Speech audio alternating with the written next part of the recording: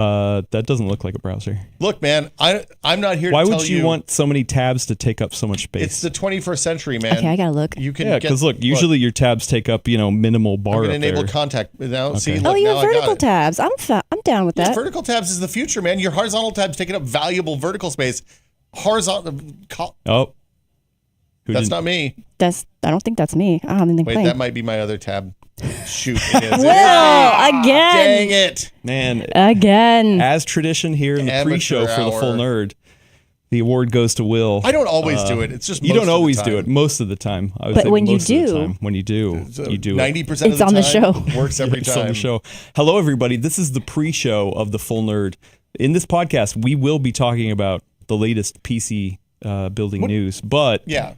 We've got some pre-show stuff to get to. Number one, I got a paper cut in between my fingers. Oh, that's the worst. And man, is it bugging Which the finger hell out can of me. I see? Yeah, do you see? Ow! Yeah. Oh my God, that looks terrible. And I don't even know how I got it. I think it's because you tried to jab somebody in the eye and they just held up a sheet of paper and then that blocked you and you're like, ah! It could have been my cat. Because I also got a cat scratch here, so it could have been my cat. Also could have been like I don't use lotion, and so it could have just been like a crack. If your skin is cracking there, you got to start using lotion, dude. Get some like white cotton gloves. I don't like the feel of it. Put the lotion on right before you go to bed. Get it all slimy in there, and then put the gloves on top. On the skin. You know what? Just let it you know what a better solution is? Yeah, what? Aquaphor. Well, I mean, Aquaphor works in that context too. I know, but like it doesn't have to be. It doesn't have to be that slimy as described. I just get my hands. Okay, in the tub. excitement on Will's face suggests that he enjoys the slime. I look. Here's the thing. It means I put my hand in the tub. I get it all up in there. No. And then I put the gloves on. No. And then I have to lay down and close my eyes, and I can't touch my devices anymore because I don't want to get them all greased up through the glove. But why do you have to close your eyes? Because it's bedtime. I do this at bedtime. Okay. Like I'm not gonna like what I'm taking my hands out of commission for like 6 or 8 hours. Now this might be the reason why Gordon also never used lotion. Because some you had some chats during Maximum PC then, that he was just like, you know what, I'm not gonna be a lotion guy. You know what though, there are certain activities where they tell you not to wear lotion, really? Right? Yeah, because it's like you could slip or like lose grip on something. On my feet. So maybe there's things that prompted that. I don't know. Like they're like when you go for certain medical procedures, they tell you not to wear lotion. Like when you go out partner dancing, you're not supposed to wear too much lotion because you'll like lose hand grip. You'll shoot people across the room. Yeah, kind of. That'd be amazing. What if you just sweat though naturally? I'm pretty sweaty. That's the reason why people have towels and spare shirts. Yeah. Well, I mean, but you can't be like, hey, show up to a dance thing. Oh yeah, actually maybe because you can't show up to a dance thing and be like, hey, no sweating. No one ever But they says will that. try to tell you. They do tell you wear deodorant though. Yeah, well, somebody needs to tell shower. that to nerds. I'm gonna go you tell know you. What, though? At PAX they do. Comic-Con has a sign that has a like in the briefing. They're like, they don't hey, enforce it. Consider wearing deodorant. They don't please. enforce it though. I don't know. At this point, I feel like it's a meme. Like everybody knows of this now. How can you not do it? Yeah, I think some people. I was people, at an anime convention. Well, that's the worst. No, it wasn't that bad. I'm also wearing a mask, but even still, so you don't know. You got to get that charcoal you filter still in the know. mask. No, I was with other people, and like I only saw one time where someone went, "Ooh," and that's actually a much better metric than the old days. Yeah, like how many of those faces you make is like a real.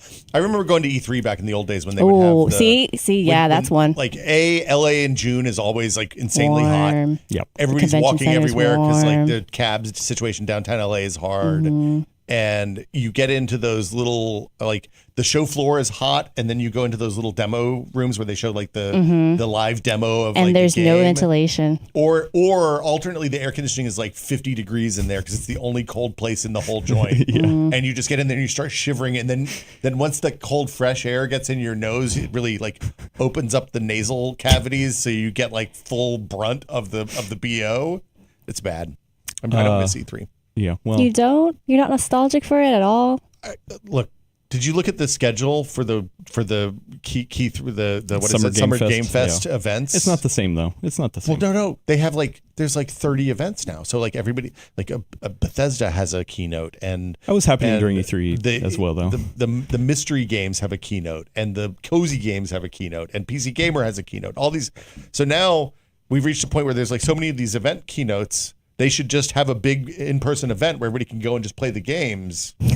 again. Wait, so you're saying you do want E3? I don't want E3, but I think He doesn't want E3, but he wants an event that sort of really definitely resembles E3. What I'm just saying is E3 is not the event we need, but it's the event we deserve. Okay, I dig that. You know what else we deserve is Lucky. At the MSI Dragon, Lucky Why does he is have writing on his wing? it says marketing. True Gaming. Oh wait, it's peelable though. You can take it off. We'll but free you, unless you're a true Lucky. gamer, put out your arm, Elena. Oh, Nailed it. crap. 10 Nailed out of it. 10. You got it. It's a slap bracelet, right? You got it. There you go. Ouch. Yes, There that's you what go. I said. Isn't that funny? I'm a falconer now. Yeah. There you go. Congratulations. So Lucky is you look actually pretty tough. You with need to that. say Fusro Da for me. No. Okay. Also, I was making a joke to the MSI people at Computex. I was like, I hey, bet they like that. yeah, what if I start a competing company across the street and I name it MacroStar International? Wow. Because they're just MicroStar International. Babies. It Yeah, starts and for then babies. and then our mascot is a knight in shining armor that will Kills defeat the dragons. dragon. Wouldn't Yeah. that be funny? Or No? a princess. Would that be funny? You could have a No. pretty princess. No. No. And yeah, so An Italian Do plumber. that. yeah, He's not gonna hurt you. a lot of people love Lucky. Lucky's a kind of a big deal. You interviewed Blow Up Lucky at the Micro Center, but I we can did. talk Yeah, I about do think we it's can talk about the- interesting that Lucky looks more like a Western dragon than an Eastern one, though. Yeah, I also do like how the tail. It's very Doom. Like the tail is it's like an literally axe. an axe. Yeah. It's like a scorpion. You just go, Yeah. Yeah, he looks like he's having fun. He's just hanging on for dear life. Anyway, hello, welcome, Ahoy, hoy. welcome to this full nerd. Alex, what's going on? You're behind the horizontals and verticals again. Yeah, we're moving. You having a good We're time? shaking, yeah. Sweet. Snacks. I brought some snacks for you. Oh, I love eating. Adam did bribe me to come Yeah. into the office with the snacks. Yeah, I Yeah. got snacks. And you get to smell so- the thermal paste. That's why you're really here. Yeah, really. Is this pretz? It is pretz. Yeah. It's tomato pretz. Tomato pretz. Ooh, So I like a pretz. yeah, so snack it up. Even during the show, people love it when. Yep. You just get you're right up on the eating. microphone and Oh, it's the knockoff Kinder egg. Knockoff Death- Kinder death Eggs. candy. Yeah. Oh, the bag's cute. Yeah, If you're isn't a that cat cute? lover, look at this. I actually got that from Gordon's family when they went to Japan. That's very sweet. Oh yeah, Yeah. I got a cat one too. Yeah, that's a good one. And then the scented thermal paste. Whoa, I there's think a lot of snacks in here. I want to try those I cosmic bought Oreos. Hey, it's Oreos. It's Space Space Dunks. Dunk. I know. I love Oreos. Do you want to eat? Should we try them now? We can if you want. Do you want to try some? No, not really, but I want to give it Okay. to Will. Yeah. Okay. So I'm excited to try But we don't have any milk. Space Dunk. The milk and Oreo is overrated. Oh wait, The is milk this, of human kindness so exists at this table. I Is, don't want to drink milk. this is amazing. Sorry. No, thank you. Keep your kindness to yourself, please, ma'am. Oh, is this black sesame? Oh, you don't like black sesame? I have traumatic memories around black sesame. This thing is so good though. It is so. It's like probably my most favorite thing. Are we going to synchronize these? You're lucky I Sure. didn't hiss. I have You want bad an Oreo, memories Elena, or are you about passing? black. Oh, it's got a little I will rocket wait. ship. I will Alex? wait on that. It's a little early for me Oreo? to have sweets in the morning. Pass, thank you. Oh, pass. Wow. Okay. Starburst. It smells like gum. No, Space Burst. Oh, it does. It smells like bubble gum. bubble gum. Oh no, that's a no. This might finally be It does smell capitalism like going that. too far. Oh no, thank you. Oh my god, it is gum. It tastes like bubble gum. No, I'm so glad I passed. Better or worse than the Coca-Cola? Way better so than glad I like I've never passed. had anything worse than that Coca-Cola. What was the Coca-Cola? Well, it tasted like Coke. It was supposed to taste like Coke, but it it tasted awful. horrible. Yeah. Yeah. That I is say- interesting. yeah. All right, Elena, which thermal paste do you want to smell? Oh, are we do you wanna doing this smell all of them? now? Those are pretty good. Space Burst Wait, is can pretty we good not? flavor. Can we not do the diaper smell thing with the food? Like, I think I need these to be very separate events. Okay. Okay. Well, there's apple and there's Like, I strawberry. promise all the viewers will get to see my reaction to the scented thermal paste, We do- we but can I do it just at the don't want to end. mix it with the food portion We of can do it at this. the end. Yeah, we can do that at the Like end. an exciting. And then the regular Stick around, viewers kids. can Somebody view, somebody put a question or in audio listeners Discord can hear me asking react. Elena's opinion on the scented thermal paste because I'm probably going to forget if we do it at the end. So these have like xylitol or something in them that makes like there's an interesting It's thing called happening. Gelutol. That's a different thing. There's like an interesting mouth thing happening at the end where it's like freshening the back of your tongue. Yeah, is like it's like a freshened. minty, It's like yeah. a little like, but it's not minty. It's like the thing that mint makes your tongue feel like. I don't It's know. like I'm after into you it. after you brush your teeth kind of thing. It's like, you know how when you eat something minty, there's like 3 components to that. There's like the smell, there's the taste, and then there's the way your mouth feels when you eat something that's like menthol-y. It's like just the menthol feel without the smell or the taste, really. So I see. somebody's going to have to help me. There is a sticker on here that references Indonesia, and this writing... that does not, that looks like something like Indonesian or Malaysian or something. Know? Yeah. Script. I mean, it looks Southeast Asian, so it could be Indonesian, it could be Thai. Yeah. So I don't know which it is, says though. it's limited edition. Oh, We could probably. we just ate collectible Oreos. Well, yeah. I mean, here's the thing, though, Will. You can't get those like, here. Could have been my I ticket. don't know what it's like in other Asian countries, but Japan is like probably dominant in the whole like limited edition food things. Yeah. I mean, I did get So some I don't Kit Kat think stuff. it's that much of a collectible. It's just that it's like life. There are just these passing transient moments that you can enjoy, and then they're gone. Just a waft. Wow. kind of like scented thermal paste. It's just a waft. Look, I haven't gotten over the fact that I will never get to have my dark chocolate orange peel Pocky ever again. Because Wait, they don't make that anymore? That was a limited edition, I think, that I got in Japan, and never again. That was so good. Never again. Yeah, So good. that stuff. Steve Lynn brought one of those back for us once. So Steve, friend of the show, Steve Lynn, used to. We need to have him on. We should have him on. When we were going, Product he was of going to Japan. Indonesia, He used so to I work for a assume it's company Indonesian. that was in Japan for a long time, and he would bring I'm gonna have another one. goodies back to the Why? giant ramen tested Why not? cruise. And Did you open this like a maniac? Like you Ooh, didn't even open there's this a along pineapple the. cake. I didn't. Yeah, I just, open along I the- just This tore. this is my favorite Oh. thing from Taiwan. No. And this is Sunny Hills. So this Yeah, is these the are the- best. these are the good So ones. Eat it ASAP because it's gonna go bad. I know they're soon. fresh. Yeah. All right. I don't know what this is, but it looks like it could have been delicious before it got cracked. Probably still is delicious. It's fine. Probably still fine. It's fine. You still eat that. We got some Kit Kats here. This is black sesame. So These You are like that? durian Kit Kats, or no lime. Lo- Oh no, matcha. Those ones are matcha. So there's that doesn't look like matcha on the I picture, brought though. matcha, lime, and Oh, what's going on here with Something my else. laptop? It's so warm. it's warming up the. Yeah, it is warm. Yeah, that is warm. These are Cooling off growing the on me. heat. The bubble gum flavor is pretty good. Yeah, it actually. You know what? Much better. We should rank. Rank the snacks. snacks? Yeah, Oh, we got some That'll Hello be for the half Kitty nerd. something? Are these? those are really good. Are these Kit Kats? No. What are they? Mm-mm. Oh, they are I can't remember. Taiwan nougat. Yeah, it's a nougat. If you like nougat. You're like pulling out Packaging's cute. fillings. There you go. So Elena's just digging through the bag. I mean, Those what things else am I are really supposed to good. do? Yeah, You've everything that's Creamy come out of butter cracker sandwich. it sounds horrible, but it tastes really good. Oh, I don't think it wouldn't. Like it Yeah. says butter in the name. It just tastes like butter on a couple crackers. okay. These are my Those are the favorite. bomb diggity. These are so good. Mm. I got a pack of these in Japan, and I regret getting only one because I was doing like a sampler. So I got these like Tokyo Shima lemon ones. I got the here for the camera, and then I got the apple ones. Mm-hmm. I got the ube ones, and I got a few others that were more standard, right? I so regret getting the apple ones. They're disgusting. They like, it's like they, instead of doing apple, they decided to do the apple seed. Like there's like that kind of like bitter poison kind of the aftertaste to it. arsenic, yeah. It's gross. We- And like the aftertaste just lingers on it. It's so bad. But these are like S tier. Did we talk about this here? But like the apple flavor, like the Asian fake apple flavor is terrible. I am on board with this. Yeah. This rant. Whenever you want to start it, I will +1 you. I also don't really like ube if we're getting down to it. Ube was kind of like okay. Like for me, it's like solidly B I love tier. ube. Like I go like that the Taki. Are these milk? Are these the milk tea ones? No, I can't remember. It's like that kind of tastes like cookies and Otona cream. no something. Yeah. What's the? What's wrong with the episode number? It was 49 in the episode description, and I changed it. I In just the want to make description? sure. Oh, we got another custard cake. I Oh, these are updated squishy. it already. Oh, okay. I just want to make Thank sure you. you have it for the intro. Oh yeah. We don't have a sponsor this week. I have to No read? sponsor. Yeah, so many. The Ooh, what are these? Oh, those are really good. It's bubble. Well, one of them is just like pure. The label says Tang Shop. Yeah. One of them is just pure caramel. The other one is caramel Why with is there boba only in one them. of these? I think he already ate one. Damn. Somebody I ate one. ate Yeah. one. It But was this has delicious. boba in it. It was life-changing. It's caramel with boba in it. Oh, another pineapple cake. That one might be apple. No, it's both. The pineapple.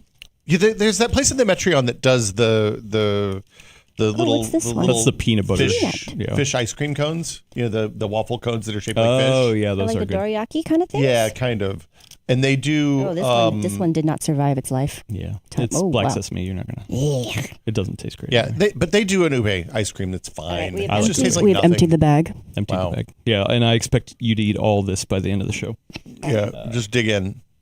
Dig in, Elena. I hope you came Do hungry. you have more of these somewhere? I do.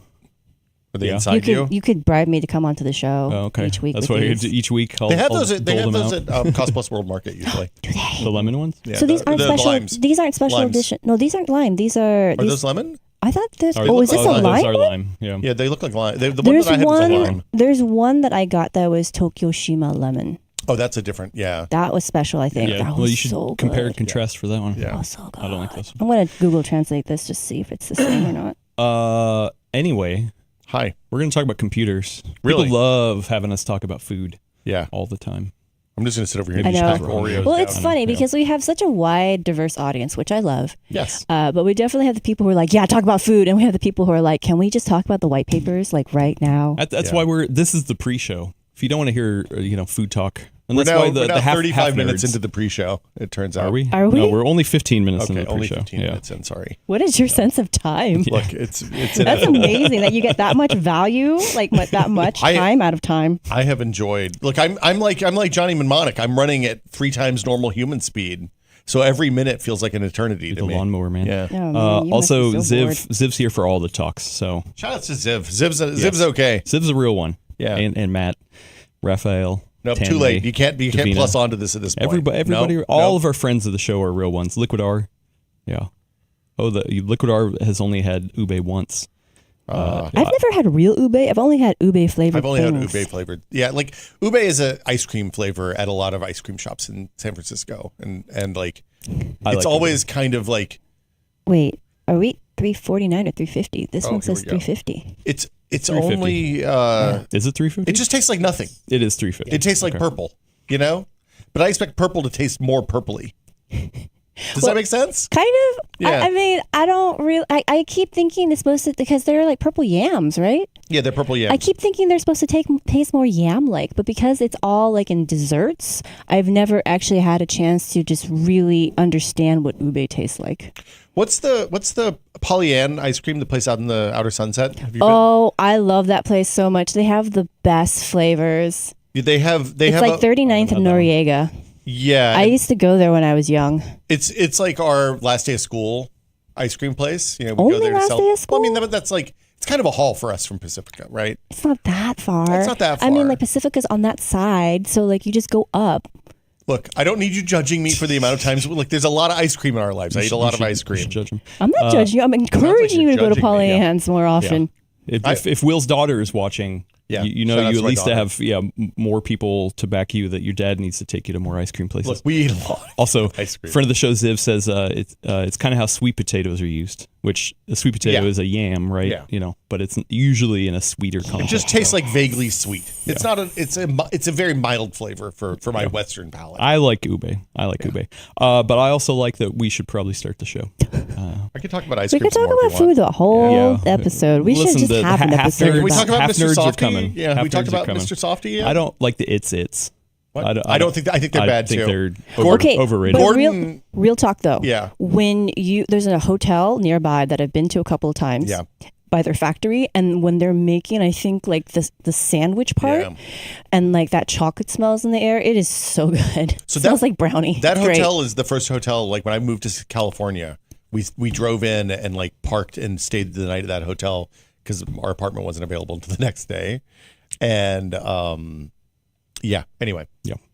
we smelled the cookies. It smells good. We smelled the cookies. Gordon used to talk up those it's because he was like, "You've never had an it's? What's wrong with you?" It's also very classical Bay And- Area, yeah. so I get it. And we got it, and I was like, I took a bite because I didn't realize it was an oatmeal cookie, and I hate oatmeal cookies. Oh, really? Really? Like I like oatmeal cookies if you grind up the oatmeal until it's flour, until it's like oat flour. But if it has chunks of oats in there, no, thank you. That's a hard pass So for me. do you not Chunky. eat oatmeal either? I love oatmeal, but I do steel cut. I mix steel cut with the flat stuff. Pinky out oatmeal, right? Am I right? Alex is laughing over there. He knows. All right, we need to start this. We need to start this show. 3/4 steel cut, 1/4 flat rolled. and then 4 cups of water. Look at this You put in the rice cooker. hoity-toity. If Gordon were here, I think he'd call you a avocado eating. I will admit avocado though, toast steel eating. cut has a better texture for me. I'm telling you, the secret is to mix them, and then you get like the right thickness on the broth. What is it? What is it? The gruel? I don't know. What's the Gruel. What's the I feel like we're supposed to be in like a cottage and like Adam's losing freaking. his mind. Yeah, over here. well, we got to start the Breaking him. show. We What got show? so many Are we doing things a show? to get to. We got so many things to get to. Alex, are you ready to Ready. kick us off? All right, here we go. In this episode of The Full Nerd, we talk about GeForce Now on Steam Deck, SteamOS testing, and also Windows 11 USB-C fix incoming. Almost forgot that last one. That was We pretty still have the old music. This isn't even the old music. This is somebody else's music. good. Our legal team. Yeah. Hats off to our legal team. Shout outs to legal. And welcome to episode 350 of the Full Nerd Podcast. That is 350 episodes of awesomeness. 350. It's half of 700. Yeah, is it? Okay, yeah, I'm going to agree with you. Yeah. That's math. That math checks out. Yeah, of the best podcast about PC hardware and software news, just PC building in general. We're here to talk about it. It's the best one on the internet that has ever existed. I'm your fill-in host, Adam Patrick Murray, but I'm not alone. Brad Charkis is not here, so we just have a screen with... These Should people can look kind of Can familiar. we put a picture of him up there? I miss him. I will after we talk about this. Actually, we need a that version would of be him that's like really the funny. Superman cutout that he used to have. Like we just like put it right here. Like a cardboard Yeah. cutout. Yeah, like yeah, that. exactly. Yeah. Also talking on the microphones to my right here, bribed in person with Japanese Kit Kat is Elena Yee. Hello, Hello, Elena. everybody. I have a dragon on my arm. Yeah, luckily, MSI Lucky is riding you all the way to Flavortown. You know who else likes Flavortown? Will Smith. Guy Ritchie. Oh, hi. Hello. Will. Hi, Will. Hi. Hello. You reviewed the Space Dunk Oreos in the pre-show. The Space Dunk Oreos with growing on you? Space Burst cream. It smells like bubblegum It's flavor. so gross They're smelling. delicious. They're so good. No. This is the only kind of Oreo I'm going to eat from here on out. No, because so I've seen this happen where people put something in their mouth. Yeah. That's food. Yeah. And I just want to be clear here. And they start chewing on the food and they're like, this is gross. And they keep eating it and they're like, it's growing on me. I'm like, no, you should have stopped. You should have stopped right there. Don't keep putting empty calories in your body for something you don't like. It grows on you. But I'm going to go and tell you, if I did that, I would never have developed a taste for uni or there's a million other things that I looked at and was like, that's gross. I'm not eating that. And then I put it in my mouth and it was delicious once I kind of psyched myself up to it. I don't think you've gone to that point with those Oreos though. I think I'm you're too just deep. You're just like, I guess it's growing on me, but you haven't actually said the word delicious in relation to it yet. I'm going to go and tell you. I wouldn't call it Oreo delicious. I'm kind of addicted to that thing that happens in the back of my mouth from whatever the chemical is that they put in to make it tingly. chemicals. Yeah, chemicals That's what are makes good. the world go round. Alex Estevez is controlling the verticals and horizontals. Do you like chemicals in your food? The good kind, yeah. Oh, the good kind, the kind that makes it scientific. Like Exactly. perfect for your mouth. For science. For science. It's for science. Yep.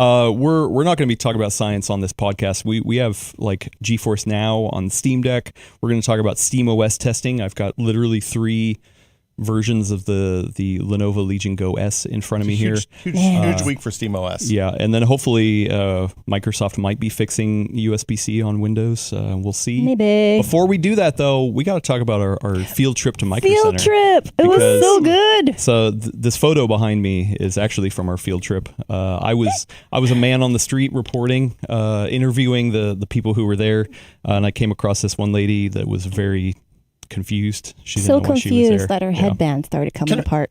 Can I just say, the vibes at the Micro Center opening? Oh, it was so fun. It was so it good. was Oh, it like was so fun. it was like going to PAX or the Taylor Swift concert. Everybody there was excited about. I mean, not the Taylor Swift concert, but it was like everybody's there for the same reason. Everybody's there because they were excited about building PCs and PC, like the BYOC, build your own computer scene. I mean, there were people who were there for 3D printers. I mean, people who bought laptops. Like Yep. it was just all Everybody was all there to nerd celebrate. stuff. And everyone was so chill, which I really Yeah. appreciated. Like I used to work adjacent to the games industry. So I'm used to really high tension excitement. And everyone there was just so was chill relaxed excitement. and Yeah. just kind of happy to be there. Like so many people Yeah. that I interviewed in the line were literally just there for the vibes. You I was know- like, what are you hoping Yeah. to get? And they're like, nah, I've been in line for a couple hours. I'm just here to you know, enjoy. Soak it in. Like literally one person, I was never able to connect with them. Literally one person told me they were there just to buy a Coke. Yeah. And I asked them to come find me after they bought the Coke to see how it tasted. But And it wasn't like a weird It was Coke. busy. It wasn't like a special Just Coke normal. or limited edition or like some sort of like Just vanilla Coca-Cola cherry classic. flavor or something. I actually like Diet this where Coke. they're I like, don't know. I am going to buy something at Micro Center, but my budget or my plans right now aren't that expensive. You know what? We're just going to get a beverage. Yeah. It's going to be Coke. and I love it. We're talking specifically about the Santa Clara Micro Center that just opened. It kind of soft launched last week, Yeah. and then we were there Friday. Will, the big Elena, day. and I were there for the ribbon cutting. The actual, I believe he was the owner of Micro Center. Was there? No, to cut he the was ribbon? one of the executive vice presidents. Just one of the. I think. Oh, okay. Yeah. Well, you know, he was a nice guy. They I don't didn't bring talk out to him. Steve Micro Center for Oh, just anything dang these it. days. That sucks. Micro Center. It was a good time. Yeah, we met a lot of cool friends of the show. Highlight to some people that we were chatting with. I do have some videos, but we're not going to be able to pipe audio now that I realize really? it. Yeah. Oh no. So we yeah. had a friend here. I keep calling this person LTX shirt guy, and that's probably not actually anything remotely close to No, actual his name. name was Wallace. Luckily, Willis got me some clips and named the person. Wallace is my favorite person that I met at Micro Wallace was a Center cool dude. because so I know you can see this here, right? So like the store, it's wonderful because it's like this really upscale vibe without feeling expensive. I mean, everything's in there expensive, obviously, but along the edges, it has like this kind of Costco vibe where you just see like so many like products, right? But because all the displays are really thoughtfully done and they're lit really nicely, you don't really get a Costco vibe. You just get this, for me, you just get the sense that there's just so much there for you. And so I saw him at the intersection of several aisles at one point, and I was walking by him and he just looks around, he stops, he looks around, he goes, "This is awesome." And I was like, "Yeah, dude." But I didn't want to be that weird person and fist bump him. So I waited, and turns out Adam and Will were talking to him. So afterwards I was like, "Hey." He's that a was friend of the show. He's a Yeah. he's a regular. Yeah, it's yeah. great. So He actually said hi to me because you had finished interviewing him. I actually have a shot from my camera, like panning up, or I don't know what the term is, but like showing you interviewing him. yeah, Tilt, it's an pan, upsie is tilt. what you call Yeah, that. yeah. That's a technical term. You do an Upsie. upsie. Yeah. So I have one of those. And then afterwards, you guys were breaking after the interview, and he started walking my way, and he was like, "Oh, hey." And he like waves, and I'm like, "Oh, someone actually recognized me. That's nice." Well, the thing about it, like I spent a lot of time in Frises over the years. Yeah. This is my first Is trip that to a the Micro plural Center. of fries? Yeah, I think Is so. Frises? Frises. I'm going to consult the English dictionary over here. Fries. What's a plural of fries? I mean, you know what? I'm okay with this. Frises? I'll Okay. sanction it. Frises. Yeah. So I spent a lot of time in Frises. I'd never been to a Micro Center before because the Micro Center, back when Micro Center was here the last time, we still had Fries, and Fries was kind of the default place. I either went to Central if I needed something fast, or I went to Fries if I wanted to just kind of browse and walk around and look at stuff. I don't think I knew about Micro Center when it was here. 'Cause What? They closed in like 2012, right? How could you have not known? Well, I didn't have a super reliable car and it was kind of far. So, you know. That's fair. Yeah. So, They have this whole like. So Fries and was that a we whole. used the bathroom before we went. It was a pretty good bathroom. it was a nice bathroom. Except for the so sink here's was the thing. broken. Yeah. I think you took some video of this too, but like just walking through all the aisles dedicated to PC building took me a solid like minute and a half. Yeah, this is all just coolers and fans. Yeah, and then it there's is usually so the casing. expensive. Power supplies. And Yeah. so here's the thing. I love Central. Yeah. Central had my back during the pandemic with all the stuff. You know what I mean? Like shout out to Central. And there's so many people who said this too, where everyone's like, "This is great. Central's great," but you know, and Also, it's I mean- because the scale, Yeah. right? Because Centrals are smaller. They're wonderful. They're more mom and pop. They have that little bit more of that mom and pop feel. Yeah. But accordingly, a lot of their employees also are super knowledgeable, so they can talk to you just about anything, and they can like help you troubleshoot, and just even casual conversation at the register is like that. And I love that about Central. There's also a lot more.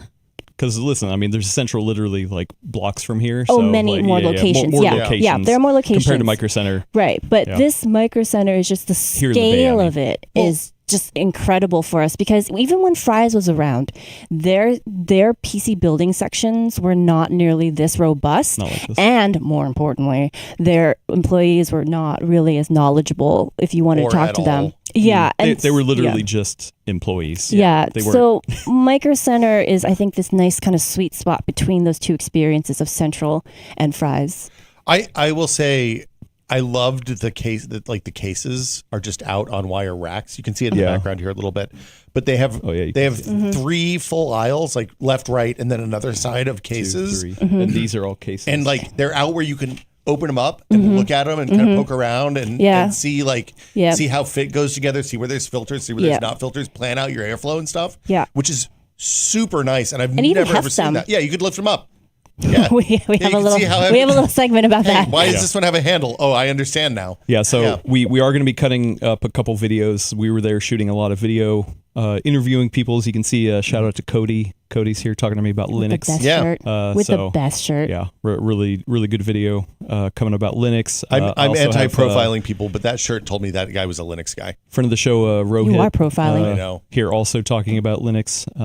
Yeah, another friend of We- the show. Yeah. We were so excited. So, can I spoil this a little? Like what Please, you were yeah. asking people? Yeah. So Adam was just going through the build your own computer line, asking. He was yelling. He Yeah. was like, "Hey, has anybody used Linux here?" Yeah, and then really did. and then like so many people were just like, no. What's up with No. you, weirdo? You're like- And so we had a couple of people, like, was it Cody? Cody. We were like, yeah, I use Linux, and they kind of talked about it. And then suddenly, like, so Rohit came up to us, and we're talking. It was just more of like were just kinda chatting. We were just chatting because he was so kind about, saying like, hey, I know you and I watch your show, like love the show. And we're like, oh, great. And then Adam goes, wait, I should ask him this question. He goes, are you a Linux user? He's like, how long? He's like, 20 years. This dude on And Linux, 20 years. So Adam's interviewing him in the background. Like, I'm just messaging our Slack channel in all caps. I'm like, we found a 20-year veteran. And the funny thing is, and Brad was like, cool, dude. That's awesome. I'm going to completely spoil the video, but the funny thing is, the whole time Spoilers. you're shooting, but the whole time Close you're your ears. yeah, give me a minute. The whole time you're talking to him, I'm just thinking, oh, at the end, Adam, you got to ask him for his phone number so that you can text him when you have Linux problems.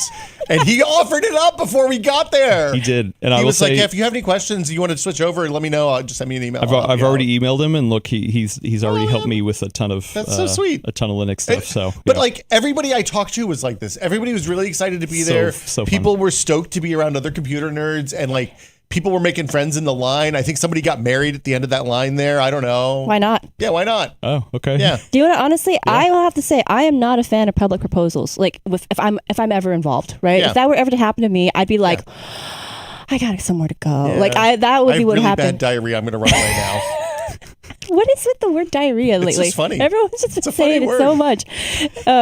But I will admit, if someone had proposed to me in the Micro Center line, like Yeah. someone I know, Yeah. not a rando, Not a rando. but I might have actually not run away. I don't know if I would have said yes, but I might not have run away. I mean, it's a good story, if nothing else. Yeah. Like, that's what you want out of a proposal. Yeah, A good story, yeah. not a memorable. I will say, I also think maybe the reason why everyone was so chill is because I think everyone was a little awestruck being in the store. So there's just Yeah. this kind of quiet reverence. Someone, another friend of the show, I think it was Josh, who came up to talk to you, Will. Yeah. And we asked, what are you doing here? And he's like, just paying a visit to Mecca. Yeah. Paying pilgrimage to Mecca, I think. Oh, is that what he was said. Dosh. That was Dosh. Oh, Dosh. Okay.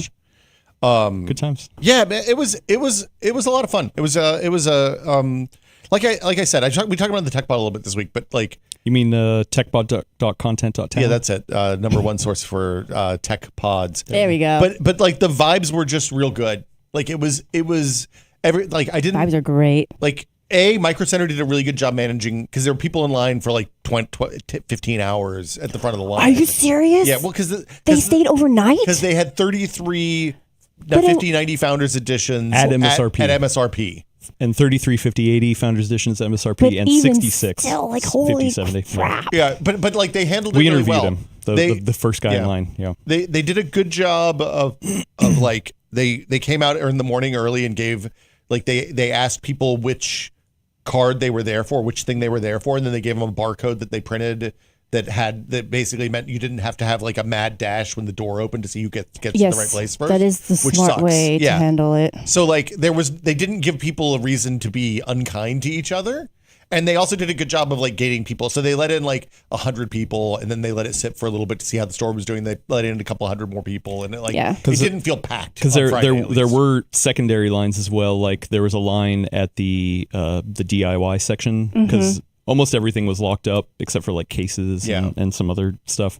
So you would have to go to this counter to work with somebody to be able to get the. Oh, hey, I need a CPU and a motherboard and a GPU kind of thing. And so somebody would help you walk through on how to build it. Or if you were already knowledgeable, they're like, okay, cool, well, let's just go get it. There was that line. And then there was a very long line for checkout, but it went pretty quick. Yeah. Do we have a picture of the golden GPU? I don't think I took one. Oh, no. I have one if you want me to forward it to Alex to put on the screen. No, I can get to it. Yeah, the Jensen signed one they had there. That had its own security guard, like They a literally hired a legitimate security guard for it. When they said that we've got security on it, I thought they meant they had like a special employee just watching it. And I was like, no, it's like. And he was serious. He had sunglasses on. He was watching Will. I mean, look, for sure. I looked shady. I was hanging out there. But the BYOC thing, the build your own computer section was cool because like there were, like you said, there were two types of people. There were the people who knew exactly what they wanted. Then like you'd get to the front of the line. A person would come help you, and they'd like walk around the aisles with you, picking up like a little components. personal shopper. Yeah, like a personal shopper. And they also were giving personal shopper type advice, and they were doing it in a very like I don't want to say it wasn't. They weren't pushy types. They weren't upselling people on stuff. They were like, hey, what are you thinking Intel or AMD? Do you have a preference? And if people said, oh, I always buy Intel, then they would just push them to Intel, and they wouldn't be like, yeah, this is a bad CPU compared to what you could get for the same money on the AMD side. So it's not the Best Buy experience. No. And they weren't like upselling them unnecessarily from what the people that I was eavesdropping a little bit, and the people that I was listening to weren't getting like well, you should get the 9 series CPU because it's going to be much faster. And they were like, what do you do for this? You play games? Yeah, it's very supportive. 8 core CPU is fine for you. You're good. I've been to other micro centers before, and I've always enjoyed that vibe about it. And like, Steve's video where he like surprised somebody when he dropped into a micro center and just like actually played that role of personal shopper. You could even see when he talked to some of the employees, they have that kind of vibe to them. It was really nice. The other part that was fun is that they have what is it they call the knowledge bar? It was a knowledge bar. It's not a genius bar. They weren't geniuses. They were knowledgeable. But that's like they have services there that you can pay for where like if you've busted up your PC and you need help, nobody here obviously is going to need that. But you can take it in there and they have people who will who if you don't have a friend who can help you with your PC problems. Or you've reached a point in your life where you're like, I could troubleshoot that, but I think I'd rather throw money at this problem. But I don't have many people I can trust to do it. And I think it's one of the few places where I would be like, you know what? I just want someone to take care of it for me. And I trust that they will handle it in a professional and actual efficient manner. The other thing is they would do things like run custom water cooling loops for you there in exchange for money. And I don't know in exchange for money. like the pricing on that was like it was like $900 for a hard water loop, which I assume includes hardware and labor. I don't know for sure. That's fun though, because that means you can really get your own custom build. Yeah. Without having to learn how to bend tubes. With that, or make friends with people who do. Yeah. And then try to align your schedules. No weird water cooling people, please. Yeah. Weirdos. Also, they had influencers there, like Mr. Yeaster. I was super excited to chat I got a picture of you talking to him. Who is also, spoilers, a fan of scented thermal paste. What? Yeah, that was a revelation. I interviewed him about it because I was like, hold on, I got to get you on video because he's somebody who is actually making his own thermal paste. Oh boy. And he has looked into that. So I'm going to try to get him on the show here. Anyway, this is the ROG Astral that you were talking about that they had there. It's like making it stop worldwide before it goes to somebody's hands. Yeah. Signed by Jensen. They have it's there. very shiny. This picture does not actually indicate how shiny it is in person. It was pretty fancy. Very It was gilded. behind glass though. Yeah. Very shiny. We couldn't touch it. Behind locked glass. When there's a video of Dan Ackerman, who's the editor EIC. Editor-in-chief of the Micro Center blog. Yeah. Mm-hmm. And he's putting it into the case with like gloves on, like cotton gloves on. Yeah. I assume he has a lot of Aquaphor under there too. Yeah, we don't know. I'm not going to assume that. Get a little personal, Will. Yeah, we do have some videos going up, like I said, on the PCWorld channel. Look for those. They have started being organized. And now. if you haven't been to a Micro Center yet, Yeah, check out. consider going to one. It's so cool. It's actually good that it's kind of far. Yeah. Because then I wouldn't just be hanging out there all the time. There were some people that are like, oh yeah, it's like, There a was 5-minute drive. There was one and I'm dude we like, talked to "Ooh, that that's was scary." like, yeah, it's 5 minutes from my house. And I was like, whoa, that's going to take a lot of self-control. I was like, that's probably a good thing that it's like a trip for us. We talked to somebody, it might have been Dosh, who was like, I'm getting ready to move back to the Bay Area from where I've been off being a professor someplace else. So Doing fancy things. I'm looking for an apartment that's nearby, so I have easy access to hardware. I was like, you are a braver man than me. No, but the thing was, though, he said that he was based in a city and then he chose the location that's right. because it was right by a Micro Center. It was like between a major university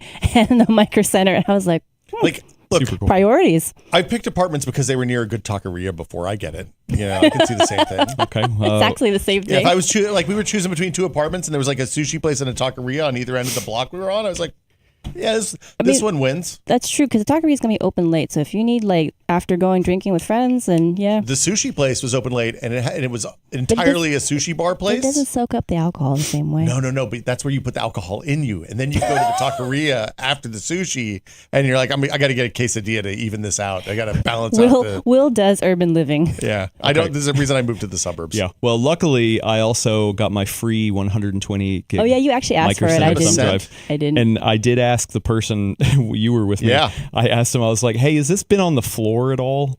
And he looked at me like, "I don't know what you're asking me." It was so. That was This mean. guy, he was straight-faced. That was mean yeah. though, because like all the cashiers were so earnest. He was super nice. They were so earnest. They were just like, "Can I sign you up for a frequent buyer And I was like, "Hell yeah." membership?" And then it was and I was like, "Give me." and then like at the end Come of to your find out, I had already transaction, signed up for I one. think it was like, if you thought this interaction was great, like you could like do this survey. And I was like, oh, they just want to do a good job. Well, and he was like, "Oh yeah, 9s and 10s are the best kind of thing." I was like, And they "You know give what? him something. I'm gonna give you a 9.5 because he didn't laugh at a joke that I made, but I was honest with him. Don't I be told him. that guy. I know. Adam. But I was buying an item for Elena that I'm gonna give her, to her here that she really wanted, and I made a joke about it, and he didn't laugh. The thing that hurt my feelings personally about that whole. He didn't checkout recognize you? experience- No, that's fine. You actually had a lot of people recognize you. Will. Look. There's very few places I can go and get recognized reliably. I think a Micro Center on opening day that's full of huge nerds is probably right up there. The funny thing about the whole checkout experience was you kept giving him softball jokes and he was just no selling all of them. But then To be fair, they were bad jokes. But then he was like, "Hey, did anybody help you with the Steam Deck?" And I was like, "I did." Because he was going to give them, because like Micro Center employees, I assume if you like put your little sticker on it, they get a little bit of a commission on the sales. Mm-hmm. And I was like, so like you can hit me a little cheddar here because I sold the Steam Deck to him right now. I sold it, I was like, hey, Stream Deck. Sorry, I was like, hey, we can replace Willis with this thing. Whoa! No, Yeah. just kidding. Yeah, Willis is at home love right Willis. now. We love Willis. Alex is filling in. But no, I was like, we should get this for Willis, so he, his job And is Alex. easier. And Alex, when Alex is taking over for Willis, shout outs to Alex. But yeah, no, they didn't give me a cut. They didn't give me a kick. And then I was like, actually, you helped me, right? And he was like, I can't do that. So he was honest. I love Willis. I hope good he guy. feels better. So we didn't buy a ton. We didn't buy a Coca-Cola, actually, now that I think about it. Yeah. We got the Stream Deck. I got my free USB drive. I got some magnetic dishes for screws and stuff like that. We You got a little chat pad for your. Oh yeah, that thing's awesome. I should bring it in. Yeah. But I also got Elena a keyboard because she was really excited about this keyboard. I wish I had bought those PCs. Oh wow, that is a keyboard already. So it's purple. It's from Red Dragon. It's got a lady on it. I think her name is Cyrus Pro. No, that's the name of the keyboard. Really? Isn't her name Elena or Evie or something? What? No, the other one was something else. Oh, yeah, Ada. I think it's Cyrus. Yeah. Oh, it is Cyrus. So Okay. I think that's So I got you a 75% wireless gasket mechanical keyboard. This is not sponsored by Red Dragon or Micro Center. 75% keyboard. I can get on board with that. There you go. 75% is the minimum size I'll do. Same.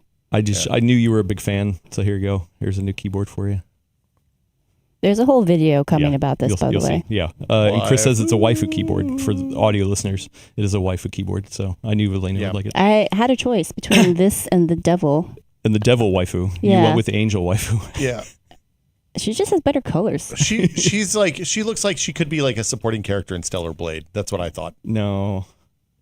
Still Blade's a good game. But okay. like, there's like some good features to this. I mean, I've got multiple. It's got a knob. I've got multiple I'm curious forms to of see how it feels. connectivity, so I can do wireless, Bluetooth, and just wired. I've got the control knob.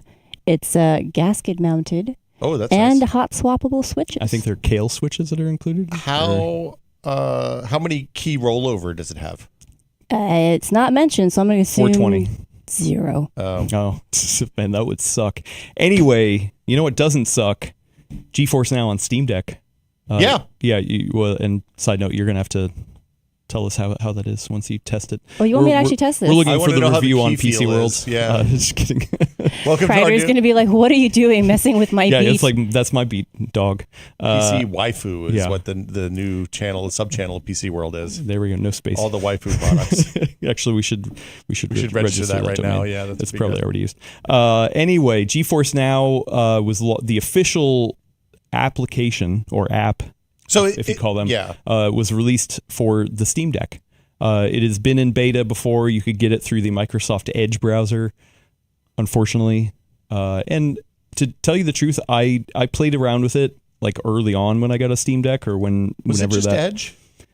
I think I it's thought it on was the Chrome, Edge. too. I don't know. I thought- I didn't use it a ton. It was not great. But this is a standalone application that you do have to go to the desktop and download from the GeForce Now site and install it. But it's actually pretty easy. And You once you- install it and then it refreshes in Steam and you go back to the Steam gaming mode and it just shows up as another application. You have to like actually go to a separate tab because it's not a game, it's an application. It's in So it's the- in that yeah. tab. But yeah, I mean, pretty straightforward.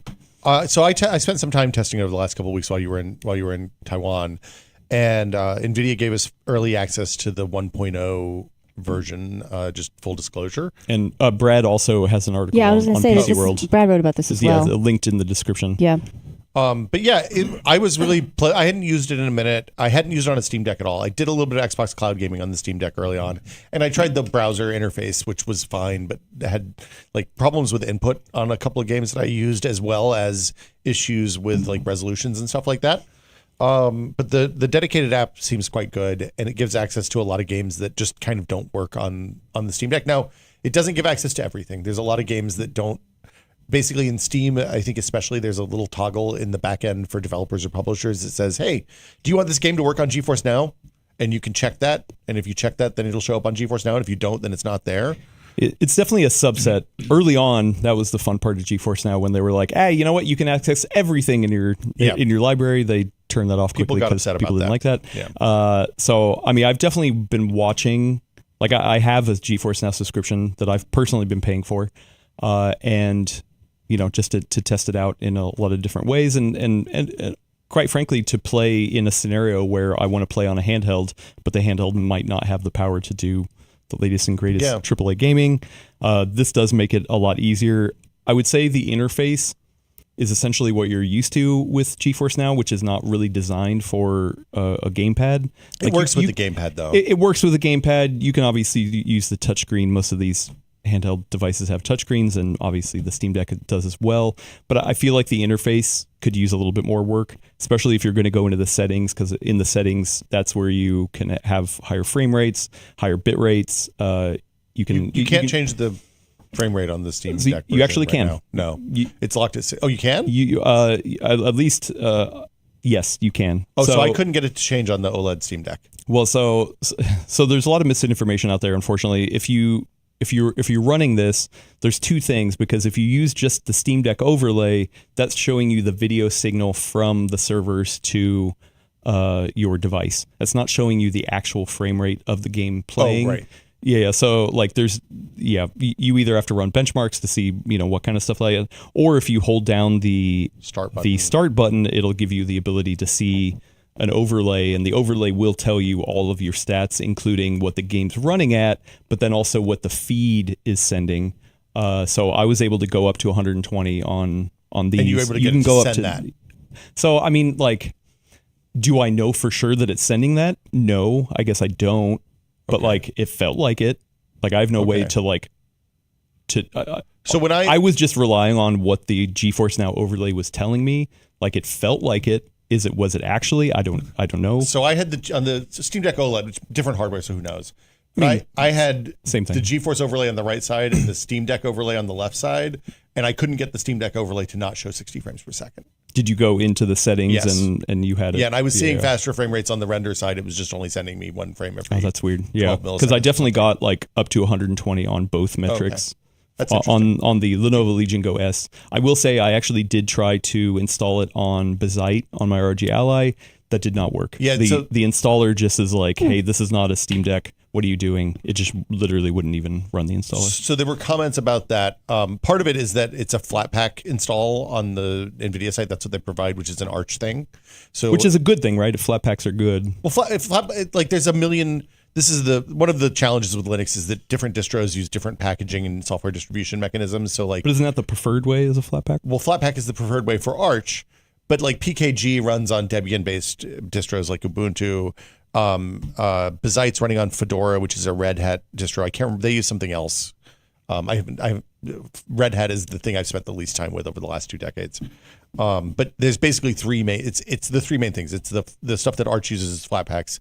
The Bazite, Debian-based distros use package PKG files, which are usually distributed via apt-get, and then Fedora uses its own thing. So I was able to install it on these Lenovo Legion Go S's running official SteamOS. So even though it says it's for Steam Deck, it sees SteamOS as also a Steam Deck. So like I was able to get it on these devices as well. So like I wonder if there's going to be some sort of like change to the branding, because right now it says GeForce Now for Steam Deck, where they could probably just change it to say GeForce Now for SteamOS. I don't know why, but yeah, I was able to do it over there. So the other thing is you'll see different like people will repackage the Flatpak into RPM and Debian packages. That almost always happens with stuff like this. So like, for example, Notion provides Debian and Red Hat builds, doesn't provide Arch based builds, but people have in the FlatHub, which is like the user generated Flatpak repository, repackage that stuff so it'll run on Arch. Yeah, it's interesting. I mean, long story short, it rocks. Yeah, it was kicking butt. I really did enjoy using it, and actually, I enjoyed using it on the Lenovo Legion Go S, running SteamOS better than the actual Steam Deck. But that was because mostly the screen is 1920 by 1200, and so depending on the tier you pay for, there is a free tier. I mean, you have to sign up for an NVIDIA account if you want to try it out, but you could go try it out. I pay for the highest tier, which is a 4080 equivalent. And yeah, like, so it's able to push 120 at 1920 by 1200 all day. And it was awesome. It's super cool. Once again, it really depends on your distance to the actual GeForce Now servers, which we're here in the Bay Area, so we're very close to one of their West Coast servers. Also, your local network. So I'm in a very crowded apartment complex, but I am lucky enough to have a Wi-Fi 7 based router, so there's not a lot of competition at that.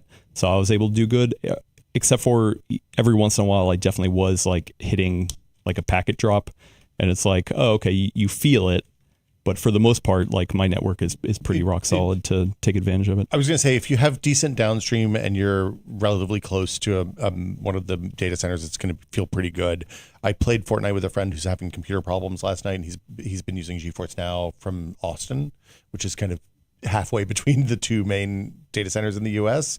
And he said it was the way he described it was a noticeable. It was like the lag had shifted a little bit. So instead of the lag being the kind of lag that we've become accustomed to in multiplayer games over the last 30 years, he said it felt different in a way that he wasn't able to immediately identify.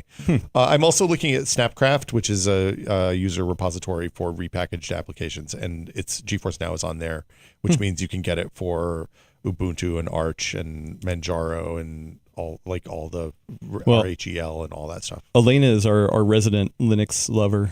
So, does this excite you? You're not a handheld gamer either. GeForce Now, how much have you used it? I mean, Brad, obviously the joke Very here is little. that, Brad has used it a lot and loves it, but, are you interested in cloud versus local? I am a bit of a curmudgeon. I prefer wired connections and I prefer local run games. You should try it. It's curious. If anything, it's like, oh wow. I'd be curious to hear what you think of it as somebody who prefers, like a lot of people I think here do, prefer to own their hardware.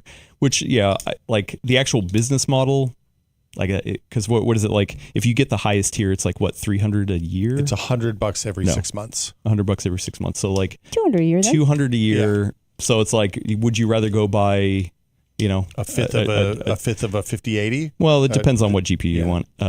But like a locally run, say you could only afford like a 9070, which is $500 ish. So here's the thing for me, right? I think for me, one of the reasons why GeForce Now has never really entered real consideration for me is because of what games I'm playing and how often I'm playing them.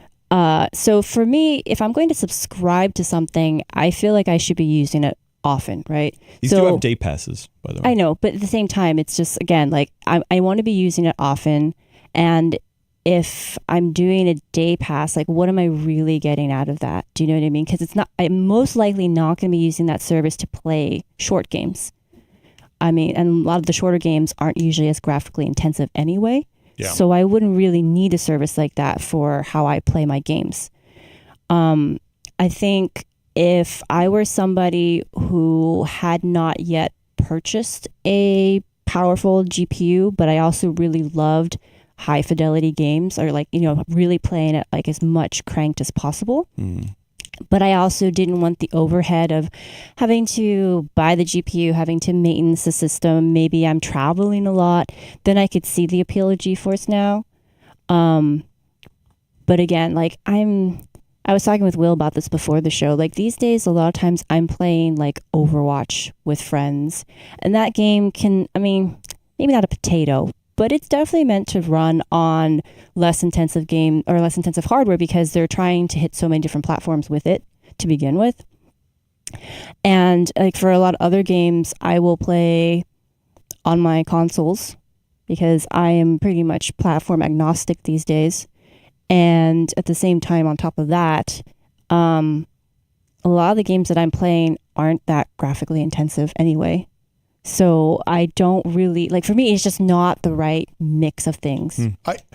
To me, the interesting thing about this being available now natively on the Steam Deck is that means that like a $300 handheld can maybe be your main entry for PC gaming from like top to bottom, with a couple asterisks in there for the games that, like, you can't play PUBG on GeForce Now or Steam Deck because Crafton doesn't make that game available on GeForce Now. But like Fortnite was a pretty good experience. Playing Doom the Dark Ages, despite having to play with the gamepad, was pretty good on the handheld. I was really surprised. I mean, I played 2 levels of Doom Dark Ages. Yeah. Which I was playing on controller anyway. And it was great. That's the other thing. We were talking just about the service, but I don't really play on handhelds.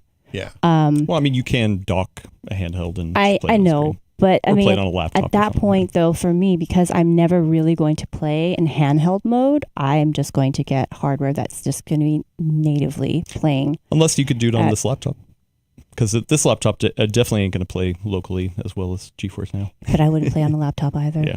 So. The screen's still too small for my preference. Yeah. Like I'm a lot of my gaming preferences are very tied to how I started gaming, which was on console, on a TV. Big screen. Yeah. Same. Yeah. And like the thing that kills it for me, the tech has come a long way. The actual streaming game tech has come a long way, and it's like super crazy and impressive, especially on handhelds. Like for me, the biggest thing is that it's a subset of my game library, and it isn't always the games that I want to play. Yeah. Like that's the thing that like me personally, I would probably not do it. Like if I didn't work here and have access to all this stuff, I probably wouldn't do it just because like I think I have like over 1,000 games in Steam or whatever, and I think all I have access to is like 200 of them. And so, But if you're starting and you're only buying games that are available on GeForce Now, it's a little bit different. Like if you don't have that library built in, like I played a bunch of Avowed on it, and like I plugged it into the dock and played on the TV with the controller, like I would with a normal console. And like for that game, I couldn't tell the difference. Right? There was an occasional hiccup, but even over Wi-Fi, I think the gate for a lot of people is going to be their Wi-Fi. If you're on an old N or AC Wi-Fi setup, you're probably going to have a bad time with it. I mean, you could plug it in. Yeah, you can always plug it in. Dock, I mean, honestly, at the end of the day, though, I am curious to know how many people actually use it. It's something I should have asked at Micro Center. Like, how much do you use like streaming services, or are you willing to? Because it was nice to ask a lot of these people and like get a pulse of like take some temperatures. Yeah, the temperature stuff. So I really am curious to see like. Because like NVIDIA, I just looked real quick. NVIDIA isn't coming out here saying like, oh, we have 100,000 concurrents on GeForce Now, or this many people signed up for it, or this and that. So I don't have a temperature of how much people are actually using this. The tech is there, but there are sticking points, and I do wonder like what the sticking points are for people, or if people are actually using it, and what the adoption is. For me, the more interesting thing is it's a way to like get my non-PC gaming friends to kind of dip their toes in. Like I have a friend who I used to play Half-Life DM with 20 years ago, right? Half-Life 2 DM with 20 years ago. And we still get together sometimes. He's a Mac guy now, and he will load up GeForce Now on his MacBook and use a mouse, and we'll play for an hour with the free, like this is the cool thing about it. You can play the free version. Sometimes the queue time takes a minute, but you can play the free version for free. There's like no strings. You just have to have an NVIDIA account. And like, that's really cool. Cause like, I'm not going to get him to buy even like a gaming laptop, like even a PC laptop capable of running Half-Life 2. It allows for casual play. Yeah. So anyway, it's neat. I'm a fan. And you can play Fortnite on your Steam Deck now, if that's the thing you care about. So on all the platforms, iPhone, putting a poll, Steam Deck, personal computer, Switch, presumably Switch 2, Switch harder. Yeah, switch. Another reason why, now that I'm holding this in my hand, that I don't do handheld is because my wrists aren't particularly great, and so holding this for a while is not a enjoyable experience for me. So I find that better with the grippies, like the Legion goes, weight. But those are really heavy. It's just the weight. Yeah. Let's move over to SteamOS testing now that we're talking about some handheld stuff, because this kind of aligns with this topic, but I want to get a little bit deeper into the SteamOS stuff, because Lenovo was nice enough to send not one, not two, but 3 Legion OSs. They actually said they were going to send the 4th model, because there's actually 4 of them on the market today. So I've been trying SteamOS there. I've tried to install SteamOS on some other things. There are some drawbacks. We talked about it last week during the launch, but I've actually had a chance to try it. The most interesting thing, and something that has stopped me from putting it on like an ROG Ally X, which is probably like my favorite handheld right now, or it's not probably, it is, it's the one I use the most, is that if it's not an official SteamOS release, like you can put SteamOS on anything. People have done it, laptops, desktops, whatever. Put them on MacBook Pro. I don't know. Can I put it on my iPad? That's everything. Yeah, I don't know. I haven't tried it. But the thing that kills it for me is that you don't, as of right now, you don't have native TDP control in SteamOS, so you have to go in and, I mean, which is not a hard thing to do, but you load another we talked about this a little bit. I think, was it last week? It was last week, yeah. Yeah. So I've been kind of like, okay, I'm going to hold off. So this is the first native SteamOS that I've gotten my hands on, installed on the Legion OS. I was curious to see what they do with the TDP, and it's actually an option in the menu. If you're familiar with SteamOS, you hit the little bar. It's like this. The little 3 dots. It's not the Steam button. It's like the SteamOS control panel. So you go down to the Performance tab, and underneath the Performance Overlay, which is a little slider, there's also a Performance Profile. And so there's low power, balance, performance. These are just TDP ranges. Yeah. And then Custom, which for some reason all these are lowercase, which I don't know why they're lowercase. Somebody typed them in lowercase when they set up the I think hardware. for some people it just looks cooler. I don't know. It feels janky. Nothing else is like cancel is uppercase. So Style, I don't know. It bad just style. Yeah, if it feels like a tacked on kind of thing. And then custom isn't actually custom.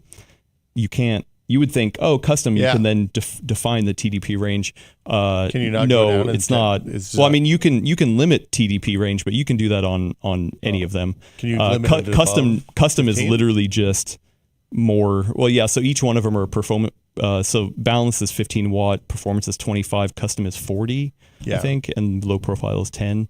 So I don't know. I wish this was a little more fleshed out. They have some work to do on this, but for the most part, other than that, I mean, it's just SteamOS. Just on a bigger screen, nicer screen. Which I do, yeah, I do handheld. like it on this. Except for they have changed. The first time I loaded it up, I was like, wait, why are these little check marks usually on the the iPad? Oh, you love the iPad. Oh, Adam loves an killing me iPad. Number one iPad Usually user. on the Steam Deck, you get a little green mark or a Green little or yellow or like you know. a no sign. Yeah. So What does it say? on official SteamOS, like I started seeing these blue check marks and I was like, wait, what the hell? I mean, you still get some that have like the little question mark. So there are different indications. And I was like, okay, well, what is that? And you go into game info and it just has like a compatibility rating. So you can still see the Steam Deck, which is the green check, but by default, because of the SteamOS, it just gives you SteamOS compatibility. Does this run or does this not run? Yeah, and like the compatibility is like the most bare basic minimum of like, hey, will it take input and will it actually run? But it doesn't really say tell that you here. much. It just says it runs on SteamOS. Performance and input may vary depending on your hardware. So like I don't know. Like it's a little, I don't know. Like they could have just been like, hey, you know what, free for all. I don't like this blue check mark doesn't actually give me anything of value. So does it cache shaders like the Steam Deck does? That's a good question. Okay, I think it does. Okay, but I guess I haven't go to your loaded too many. downloads, your storage menu in the settings, and see.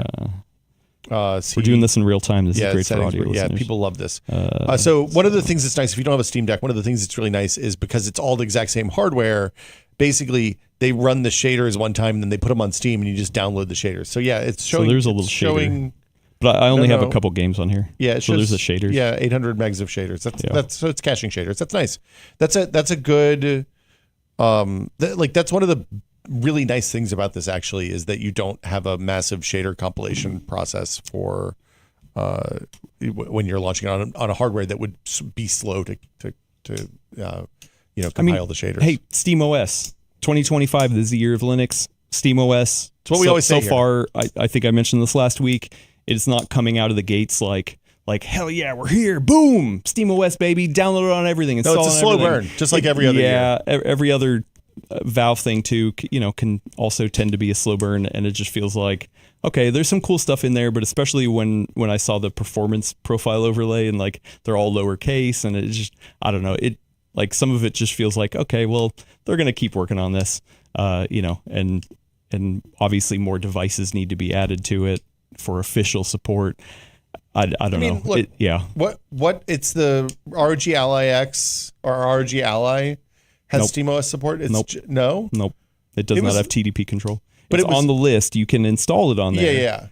And they have like a way to install it on their page to say, hey, here's how you go through the steps to do it. But without TDP control, you got nothing. You got nothing. Okay. Sure, you can run your ROG Ally X at 15 watts if you want to. I mean, that sounds nice. Seems like your battery would last a really long time. I mean, it's really, like undervolting. You love undervolting. I do love undervolting. Literally, though, I mean, you can just go get like Decky Loader or something and install it. I get it. But like for SteamOS, just to be a plug and play solution where you can just like have some of these things would be great. I mean, I guess really the thing is like on the Steam Deck itself, you're not getting multiple performance profiles. So they're kind of adding this on top. And I think what they're going to do is just be like, okay, well, this is out there. And then a bunch of other companies are going to put their own spin on it. They're going to have their own flavor, kind of like Linux in general. So, I don't know. It's not the be all end all solution that I expected or was hoping. It just feels like, okay, cool. Here's the stuff. Go have fun. I think you're hoping for it to move faster than it is. I think there's a lot in this to be excited about, and maybe it's just because I'm projecting what I want to see out of it. But to me, this is, and I think we talked a little bit about this last week, which is I see this as more of them kind of working their way towards more robust support, across different types of hardware. And that kind of stuff, takes time, and it can be really a big headache if it's not supported well from the gate, because then you just have a bunch of user reports saying like, this is broken, this is broken, this is broken, this is broken. And so for me, I think it's kind of cool to see how it's slowly rolling out, because it's like, oh, these are kind of like power profiles in Windows. Okay, so like that means that you could potentially, if this like gets enough support, that means that if this, and I hope it does, eventually moves to supporting like desktop, then you would have some of the stuff built in already. And in some ways, them having to concentrate on it for handheld, because it's just so much more important on handhelds, when you're balancing power versus, battery life, essentially, performance versus battery life. That means that they'll have paid more attention to that. And then when it comes to something where it's less important, it'll be better tuned in some ways, in my opinion. Like I get it. I'm excited because when did they promise this idea of being able to install your own instead of Windows? Like what, 2014?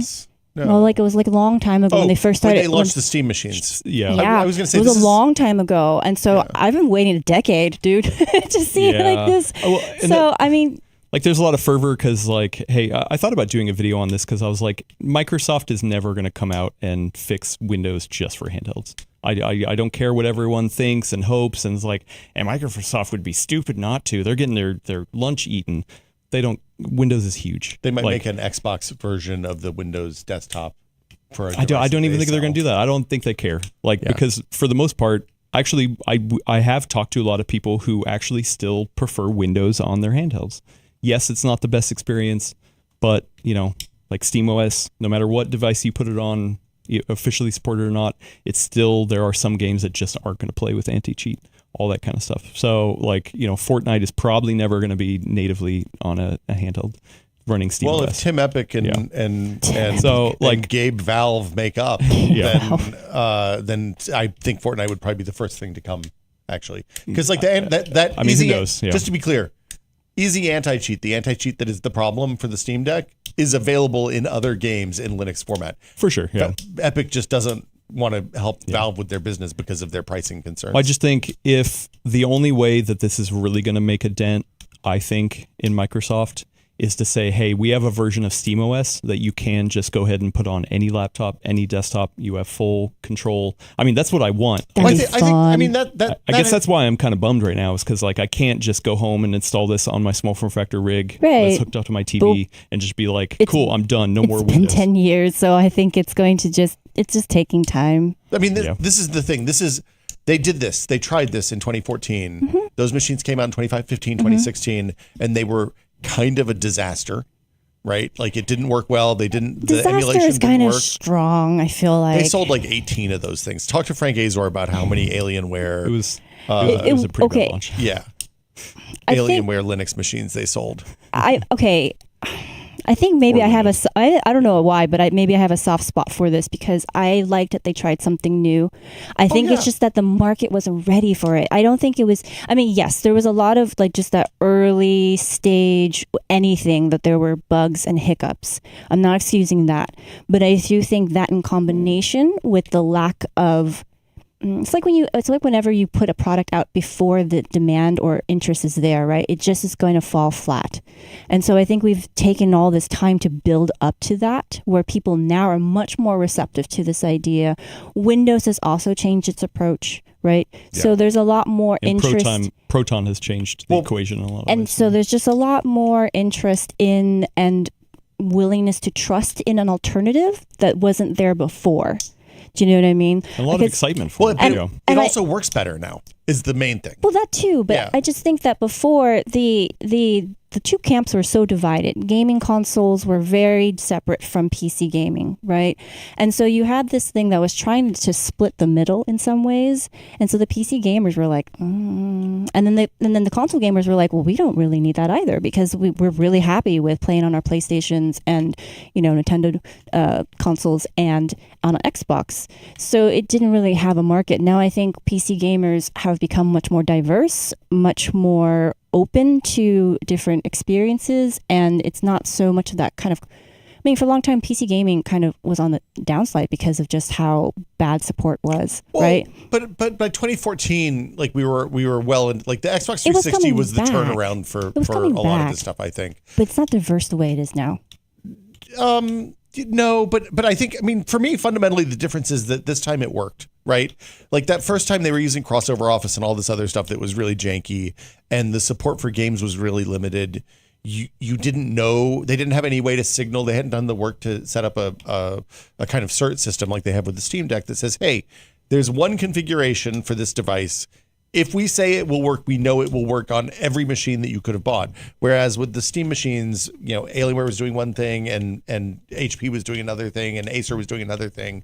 And I can't remember who else. And they weren't Steam particularly machines. like strong boxes either. No, they were trying to hit a weren't. $700 budget or $800 budget or something. It was. I think it was even lower than that. Actually, They were cheap. They're supposed to be very affordable. Like they were meant to be console competitors, really. Yeah. Because they were trying. It was a way they were trying to get people into PC gaming. It was But- PC gaming in a little console box. Right, but I think that's the reason why it was like fish nor fowl kind of Yeah, thing. and- yeah. So that's why I think it didn't do well, because that's why there wasn't the adoption. And so all these like big name vendors kind of took a hit because of that, because they trusted in it. And then I think that's why it's taken so long, because they were burned by it, honestly. Yeah. And so I think that the Valve retrenching and thinking, okay, like, well, maybe we just have to do it ourselves.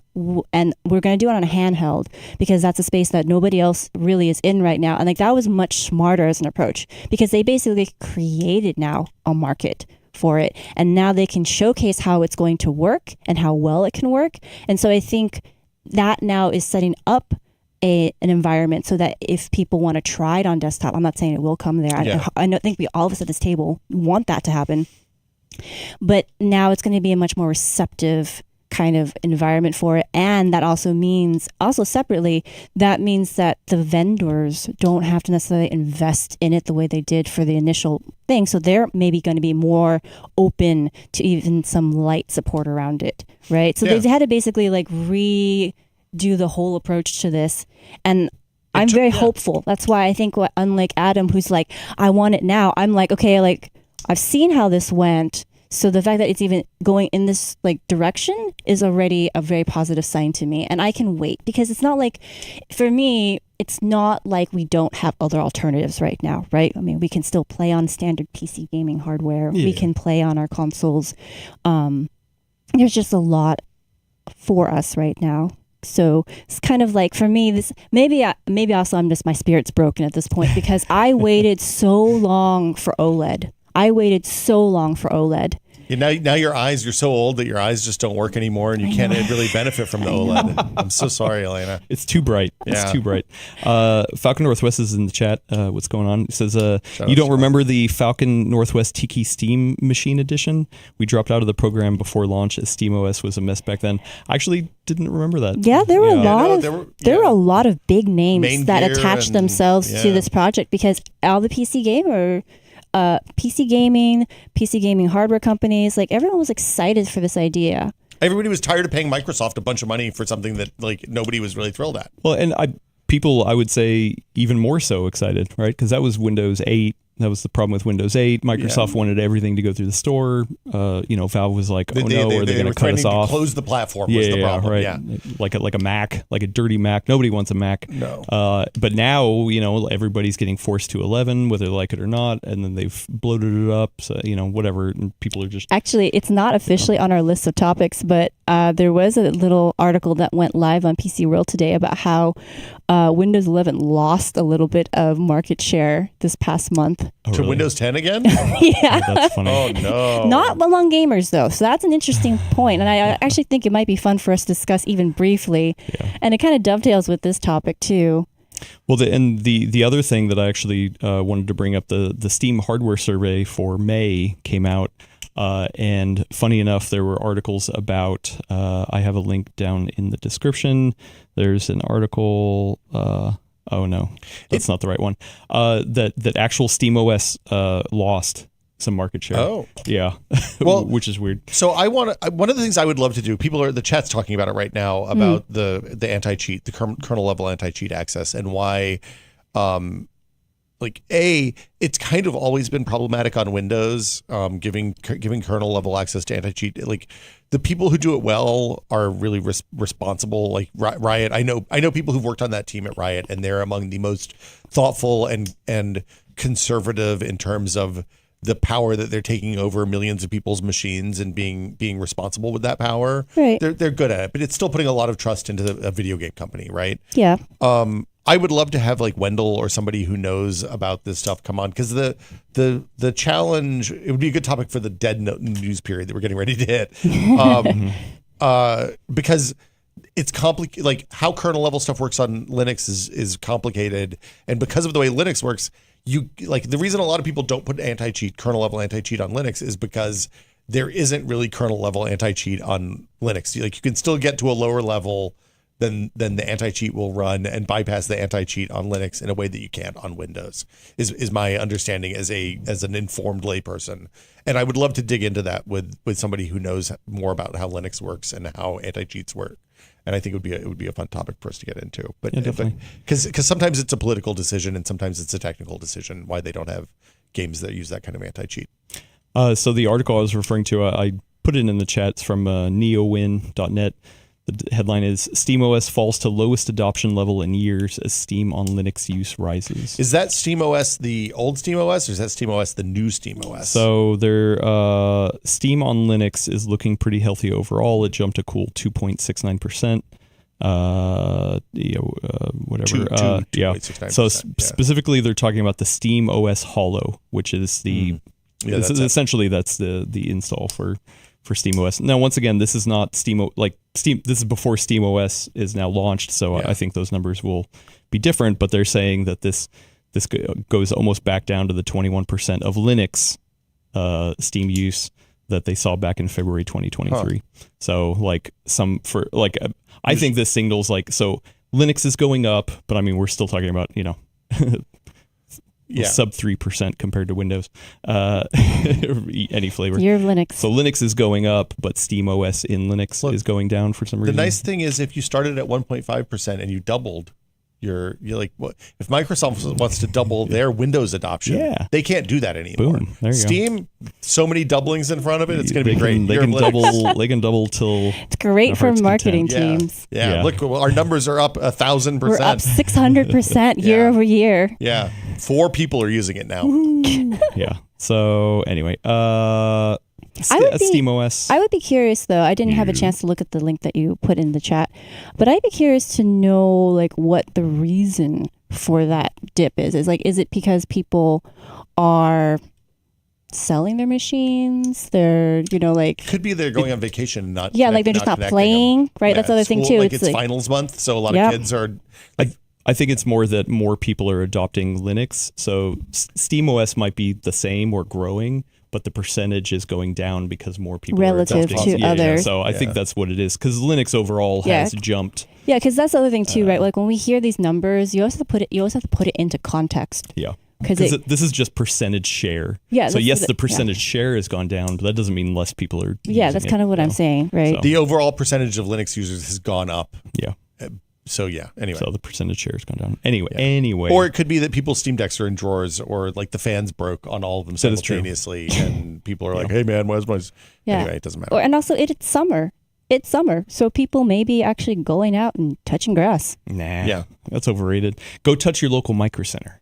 There we go. That's better. Don't do it in a way that would get you banned from Micro Center. Touch it in a way that gives you the free. That burrito afterward was pretty good too. It was a good burrito. I was sad we didn't get the ramen though. Yeah. That ramen place looked pretty good, but they never texted you, did they? They did. I just canceled it. Anyway, let's move over to something that's I think near and dear to everyone's heart, and that's USB-C. The coolest. I love it. It's my favorite. That's what the C stands for. Yeah, coolest. USB cool. USB I made that joke when I interviewed them with the first upside down, the flip flop connector at CES in I like it. 2012. 2015? No. They brought that thing to a Pepcom event in 2011 or 2012. That's when I first saw it too, but I first saw it at 2015. Yeah. It was. I didn't go in 2015, so it was just a tiny 10 by 10 foot booth, and nobody was there.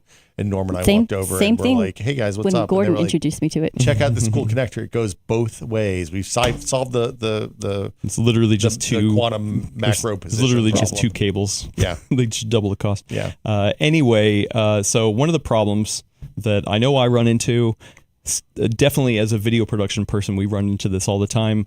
I have a second monitor that I use for travel, and sometimes I'll go use a cable to plug it in, and it won't use because the monitor is using DisplayPort. Wait, you're saying laptops have USB 2, USB-C ports? Well, the USB-C port can be anything. It can be just for charging. It can be just for data throughput. It can contain DisplayPort or not. It can contain Thunderbolt.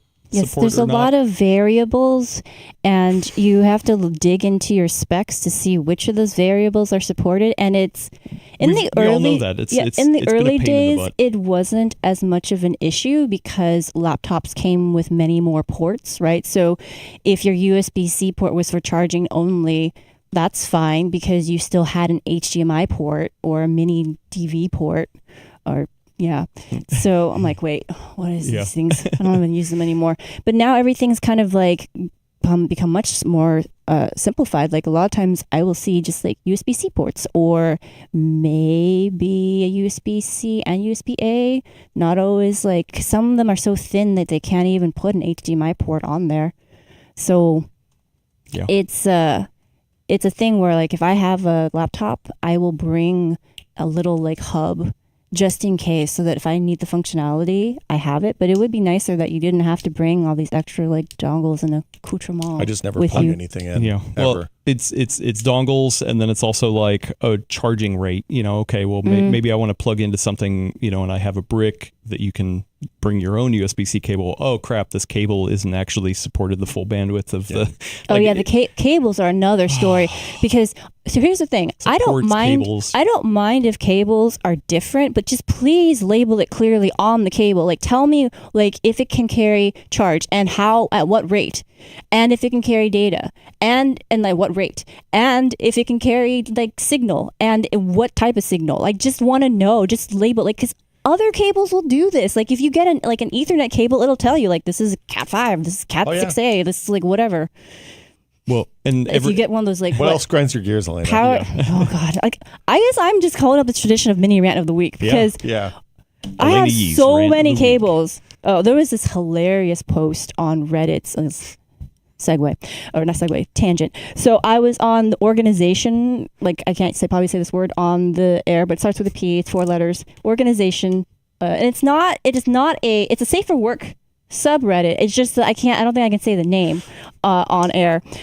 And it's just people showing like different like how they organize their crafts room, organize their whatever. And some dude was like, I'm 30 years old and like I finally organized all my cables as you're supposed to do. And so like a bunch of us ladies freaking roasted him. I forgot exactly how he said it, but it was freaking hilarious because a lot of us ladies like waited in there because I think he made it a gendered thing where he was like, oh, I know all the ladies are organized. And I was like, dude, I have Firewire cables. I have HDMI cables. I have DisplayPort cables. I have Ethernet cables of various types. I have and I was like listing it. I was like, they are in at least 4 different boxes in my house. And I never am entirely sure which one has which. So no, I'm not organized. And so one of the reasons why it's so irritating to me when it's not on the cable, because I'm already mad at past self for not being organized. Why does this have to make my life even harder? Look, like the way you store cables, it's perfectly normal. There's 2 types of ways to store cables. One is you get one of those shoe bag things you hang on the back of the door, and each of the cables gets bundled up nicely in there. Or what I like to think of as the Will Smith method is that you have a giant rat king of cables in a plastic tub or 4 in the garage. So you're trying to own that. You can't own that. I just want to say for audio listeners, and I realized last week when I was going through the show to summarize for our new newsletter, if you haven't signed up for it too. Newsletter. Oh, I forgot to talk about that in the pre-show. Yeah, we'll do it at the end. Okay. But I realized that sometimes we don't always do a good job of describing things for our audio listeners. And I just want to rectify that mistake and say that Adam's face while Will is talking is a picture because of all of us in here, and I think that includes Willis, and Willis is already organized to begin with. Adam is meticulous about his cable organization. And like when Gordon used to be. Relatively, especially compared to us, and when Gordon was here, who was like the opposite end of the spectrum in terms of chaos, like you could just see Adam following him behind with like, Gordon. Don't you want to organize your CPUs? Like, don't you want to organize your GPUs? Can't we like put things on different racks where it'd be easier to find it? And meanwhile, like Gordon and to a lesser degree myself are just kind of running on vibes. We're like, HDMI cable, what length? Okay, I think that's in like the third drawer down, like kind of like this weird little pocket. You'll see like some other like white cables around it. Oh, see, I do it by decade. So I have like my 2000 era cables are all in one tub, and then the 2010s cables are in another one, and the 2020s cables are all in drawers by my desk because those are the good. Those are the good ones. So you got to keep the good ones. My system is that I have one $10 like those like plastic 3-drawer carts that you get for college, for your dorm room. Yeah. And so that one has all the, like, I know for sure that I have something there. That's that cart. And then like the rest of the house, it's not a house, like I live in an apartment in San Francisco. The rest of my place, there's just, there are Ziploc bags and they're coiled nicely and they're organized, but heck if I remember what's in there. No. So like I just keep going to my cart. Yeah, look, here's the thing. Actually, this would be a great live stream. I could bring in my cable tubs and we can go through them and kind of test them out, see what we got, learn a lot about each other. Maybe Adam can teach me to be organized. Let's see if I give him the hives. Yeah. Anyway, I just put a link to the newsletter sign up. Elena has taken on the full nerd newsletter. So not only is it talk about the stuff that we talk about the show, also talking about other topics that you think so I'll bring up people would like, right? Some like fun links from around the web, other cool new stuff that I think that like people who listen to the show and people who like think like us about hardware and love it would enjoy. So it's not just a recap, it's also, or like not just recap, but also kind of like teaser / recap. So we do want you to watch the show. Yeah. But also just fun stuff from around the web. Yeah, I have enjoyed the last two. Is this 3 issues in now? 2 or 3, I think 3, and so this will be the 4th one. I think. Yeah, it's a nice wrap up on my week. It gives me stuff to think about over the weekend. Is it on the fullnerd.content.town? It is not, but I can put it there. That'd actually be pretty fun. And we've gotten some nice feedback. PCWorld.com/newsletters with an S /sign up. So PCWorld actually has a bunch of newsletters, but the one we're talking about here is the Full Nerd. My colleague Dom, Dominic Bailey, who writes for our site as well, our Australia location editor, he started a new one as well. It's called Try This, and they're just like quick little tips. Ooh. So that's also a great one to sign up for. I think a lot of people here would also appreciate that one too. Yeah, that sounds fun. PCWorld.com /newsletters /sign up. Go find them over there. But for right now, we're talking about USB-C. So back to USB-C. Yeah, so what's the chaos? So the problem is, and actually Gordon would go to visit the USB-IF folks every CES. Really nice folks, and he'd always be like, USB-IF what? Yeah, how do you how are you trying to control the labeling, how people are using it, all that kind of stuff, and they always have something new, and it still never really helps because. Like you can have the standard, but when you're buying 10 different kinds of USB-C cables on Amazon, not all the companies use it.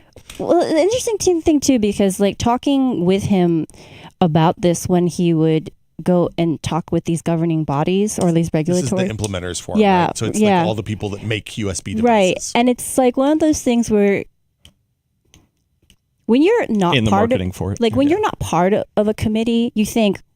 It's fine. You can just make things happen. But once you're part of a committee, you realize how hard it is to actually make things happen because you have so many people with so many opinions, so many different needs, so many conflicting things. And that's why a lot of times governing bodies like this just kind of say like, this is a standard we're doing. Everyone can kind of have some freedom to implement as they will. And I think the unspoken thing is, if you are somebody who participates in this or who is like a user of it or whatever, we need you to complain to them if you don't like how they're implementing it because we can't actually make them do it. I don't even think it's their problem though. I don't think it's their fault because we're talking I'm about not saying it is. Yeah, cheap commodity item here that like nobody cares. You know, That's what I'm like the saying. people It's who make not the their cheap. issue. Yeah. It's not their issue per se because Yeah. they basically are just saying like these are things it But they can't do support. care. But they do care. Like they definitely. I've been I'm in not- talks. I'm not saying yeah. that. Sorry, I'm not explaining myself well. What I'm saying is that there's a certain amount of reach you have to control such things, right? And there's a certain point where you can't care because you just don't have the resources for it, or you also need to sleep at night. Like there's like a whole range of reasons why. Like you have to limit True. how much you can exert on this. Yeah. And the thing is that I think one thing, this is kind of a side thing, and in some ways it dovetails really nicely with what Microsoft is saying here. We're going to get to the news finally. This is like the long lead up to it, right? Yeah. Is that if you can't control whether or not things are actually clear about what standards it implements or meets, then you need some kind of system that allows you to verify it or put some kind of standard on it so that you know when you use X, Y, or Z, that's what you're going to get. And that's the problem, right? Is Right. that the consortiums that are good at this, like I think like HDMI and DisplayPort, neither of them are great at this, but I think they're both better than USB. I think Wi-Fi, ironically, is maybe the best of them because they came out at a time after they already saw the problems with USB, and they were like, "Oh, we've got to get in front of this from the very beginning," and they have been really religious about defending their trademark. So you can't use the word Wi-Fi on a Wi-Fi product if it doesn't meet their standards, right? And they in the early days they sued people about this. Like when people in Southeast Asia would come out with cheap implementations of 802.11b that didn't actually work with other 802.11b implementations, they were like, you can't put Wi-Fi on this because it's not Wi-Fi. It doesn't work with other Wi-Fi devices. And I don't know if it's a budget thing or a problem, but I don't think USB does that. Like, I mean, think it's I a wish scope they would. thing too. Yeah. It's a scope thing too, Because right? I also don't think they're going to sue people over, hey, you were selling that $5 cable and you didn't put our logo on it. It's a scope Yeah. thing too, because I think implementing something, creating a product that is based on Wi-Fi already limits the pool to a degree. So I think in combination with how assertively they defended their Yeah. territory, it kind of made it this like smaller, more manageable pool. Yeah. But once you get into something that's so, like as you said, it's a commodity. Ubiquitous. It's It's everywhere. ubiquitous and it's a commodity. USB is going to be that much harder to defend. Even HDMI and like DisplayPort, not as widespread in terms of like the scope. Yeah. Because it's like not every device is using that. Meanwhile, like USB-C, like we basically, thanks to the European Union, honestly, everything's getting standardized to that, right? So now it's just everywhere. Like you could buy USB-C iPhones cables at truck stops. Yeah. You can't buy HDMI cables at truck stops. No. I But mean, actually, even on the you can, HDMI side, like you made a not video great. on Tech Hive, like Yeah. trying to explain it. It's not like, great. Like yeah. I wrote an article for Yeah. Tech Hive when it was a separate site, and it's just like even that is confusing because I don't think they defend their name the same way that Wi-Fi does, but they do have like their official standards. And so what people do, or like I should say companies do, is that they don't want to pay that licensing for it, but they'll still make cables that meet that spec. And so then you're just kind of, and as a consumer, then you're just in a space where you go, do I trust this brand? Okay, like Monoprice, I know their name. I know that they're reliable, even though it's not officially certified as like Ultra HD, whatever. But they say that I can run 8K or whatever at certain, rate.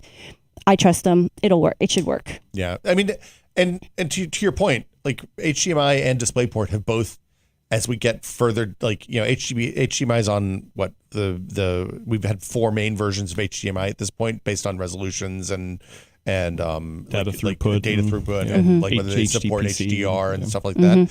And the last 2, they finally have kind of tightened it up and put an actual brand on those rather than just saying high speed HDMI, which means nothing. Just stupid. They say ultra extreme plus or whatever the term, I can't remember. Turbo. Turbo plus. Turbo. And that means that it'll work with your 8K TV or your 4K TV at 240 hertz with HDR on and all that stuff. Anyway, Yeah. the story here, which I linked down to in the description, Really doing great Yeah. here. is written by one Hans Christian and Joel. Hans Christian's from our PCWorld German team. Joel's from the US team. So I believe this is probably a translation. Yeah, Hans Christian Bischoff. So Microsoft fights USB-C chaos on Windows 11 laptops with a new label. Subhead is USB-C incompatibilities lead to many frustrating issues for users, like we've been talking about. Microsoft is fighting back with a new certification that guarantees features and speeds. When I first read this, I was like, oh, are they just going to put this in like, is this like an Intel Evo kind of thing where you don't necessarily know what Intel Evo is, like, or it's a whole bucket of things? But no, like it sounds like, you know, they're going to have a program, a WHCP compliant program that is like a sticker on a box to say, oh, okay, you know, if it's compliant at this level, then, you know, I know. Yeah. You know what would be great? So this isn't going to solve everything. This is just going to solve all the laptops. I mean, but that means a certain class of laptop that will try to go and get this label. You can look at that box and be like, oh, okay, well, these ports on here at least have. The problem is never the laptops, level. though. It's always the cables. Yeah. The problem is when I plug a cable into my Windows laptop, Windows doesn't say, "Yo, this is a USB 2 cable," but it has a USB-C port on it. It needs that's the information I need from Windows. I'm going to steal this as an editorial for the site. Actually, by the way. that's not a bad idea. Yeah, that's not a bad idea. That's what they should do. That's what they should do. Yeah. Actually, I like this. So the real answer. What should Microsoft do? Yeah, Adam? the real answer Gordon always said was to buy a cable tester. So you literally. That's insane. I have one. It's a laptop. I know, but yeah, it actually. That's what they should do. Is that you plug something in. And then Windows gives you a little pop-up notification saying, hey, you plug this in, and it tells you the exact spec that it's running at. So Android will actually do this for charging cables. They'll say, like, I think, was it charging cables or the charger? I forget which. It's the charger. It's the charger. But at least there's like a hint of this, right? Where they'll say, like, hey, this is actually going to charge much slower than you expected. You might want to plug into something else. Well, I mean, and Windows does give you that too. If it has like a low-power device, it'll be like, this charger is not as fast as it could be. But like, I mean, that's a kind of an indirect way, right? Because if you know your charger is like rated at a certain amount and you're getting that notification, you're like, oh, maybe there's like something like limiting this, right?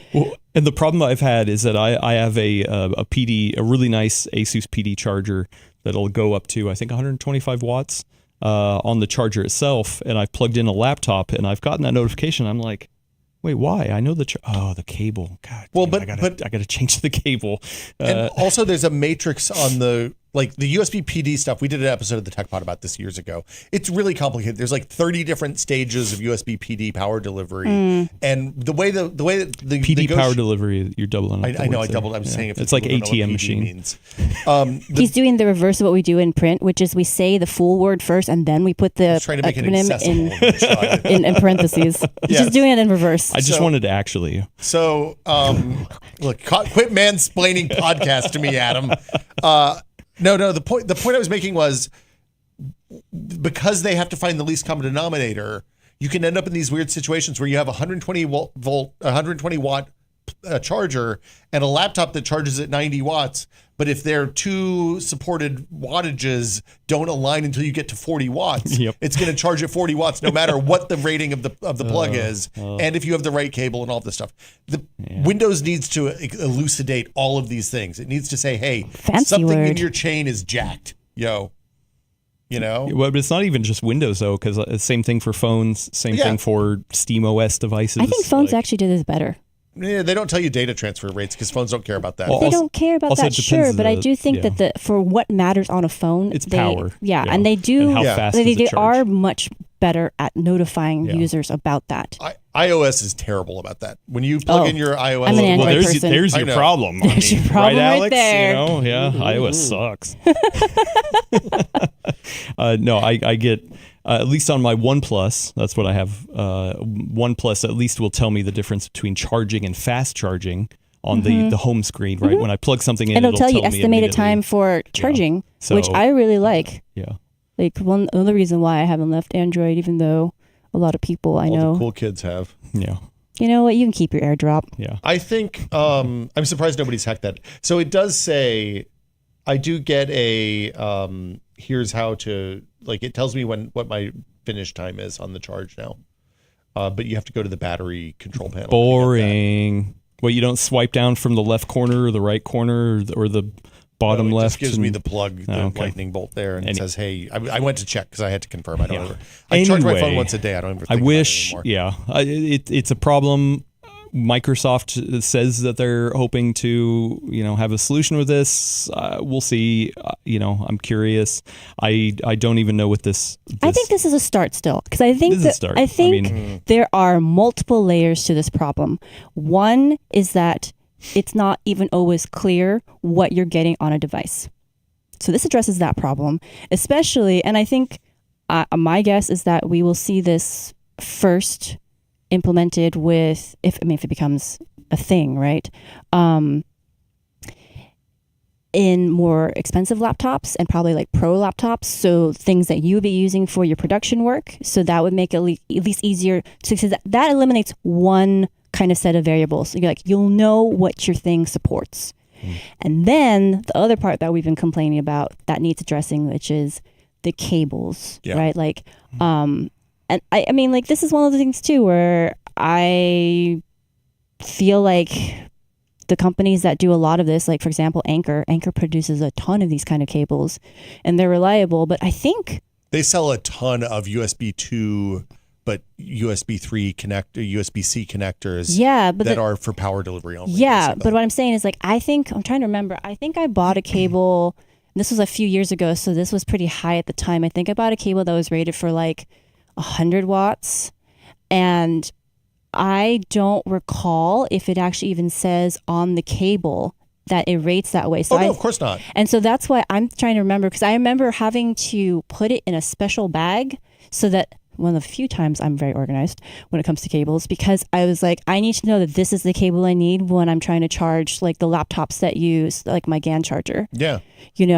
I have the same thing for USB A to C 3.1 cables, because I have 3 of those that run webcams, high resolution, high refresh rate webcams. And you plug those webcams into a USB, and they'll tell USB-C cable, it's hey man, get wrecked. We're not going to work. Yeah, I remember that time that I accidentally delayed the show because I had switched the gear around. I was like, why is my camera barfing? Yeah, and Windows doesn't care. Yeah, Windows won't tell you. Hey man, it's a USB device. And it's fine. It wasn't until I loaded up was it the Elgato web software? Because I was using their cam link that it was hey, the port is not giving me enough data. Why are you choking me like this? Well, and then there are desktop power supplies, USB power supplies. Pine 64 makes one called the Pine Power 120 watt desktop power supply, which is a really nice little, looks like a USB hub almost, but it has a little screen and 4 or 5 USB ports on the front. And when you plug a device in, it tells you what it supports all the profiles, and it dumps as much juice in it as it asks for, and it tells you what it supports. So you can test your cables that way.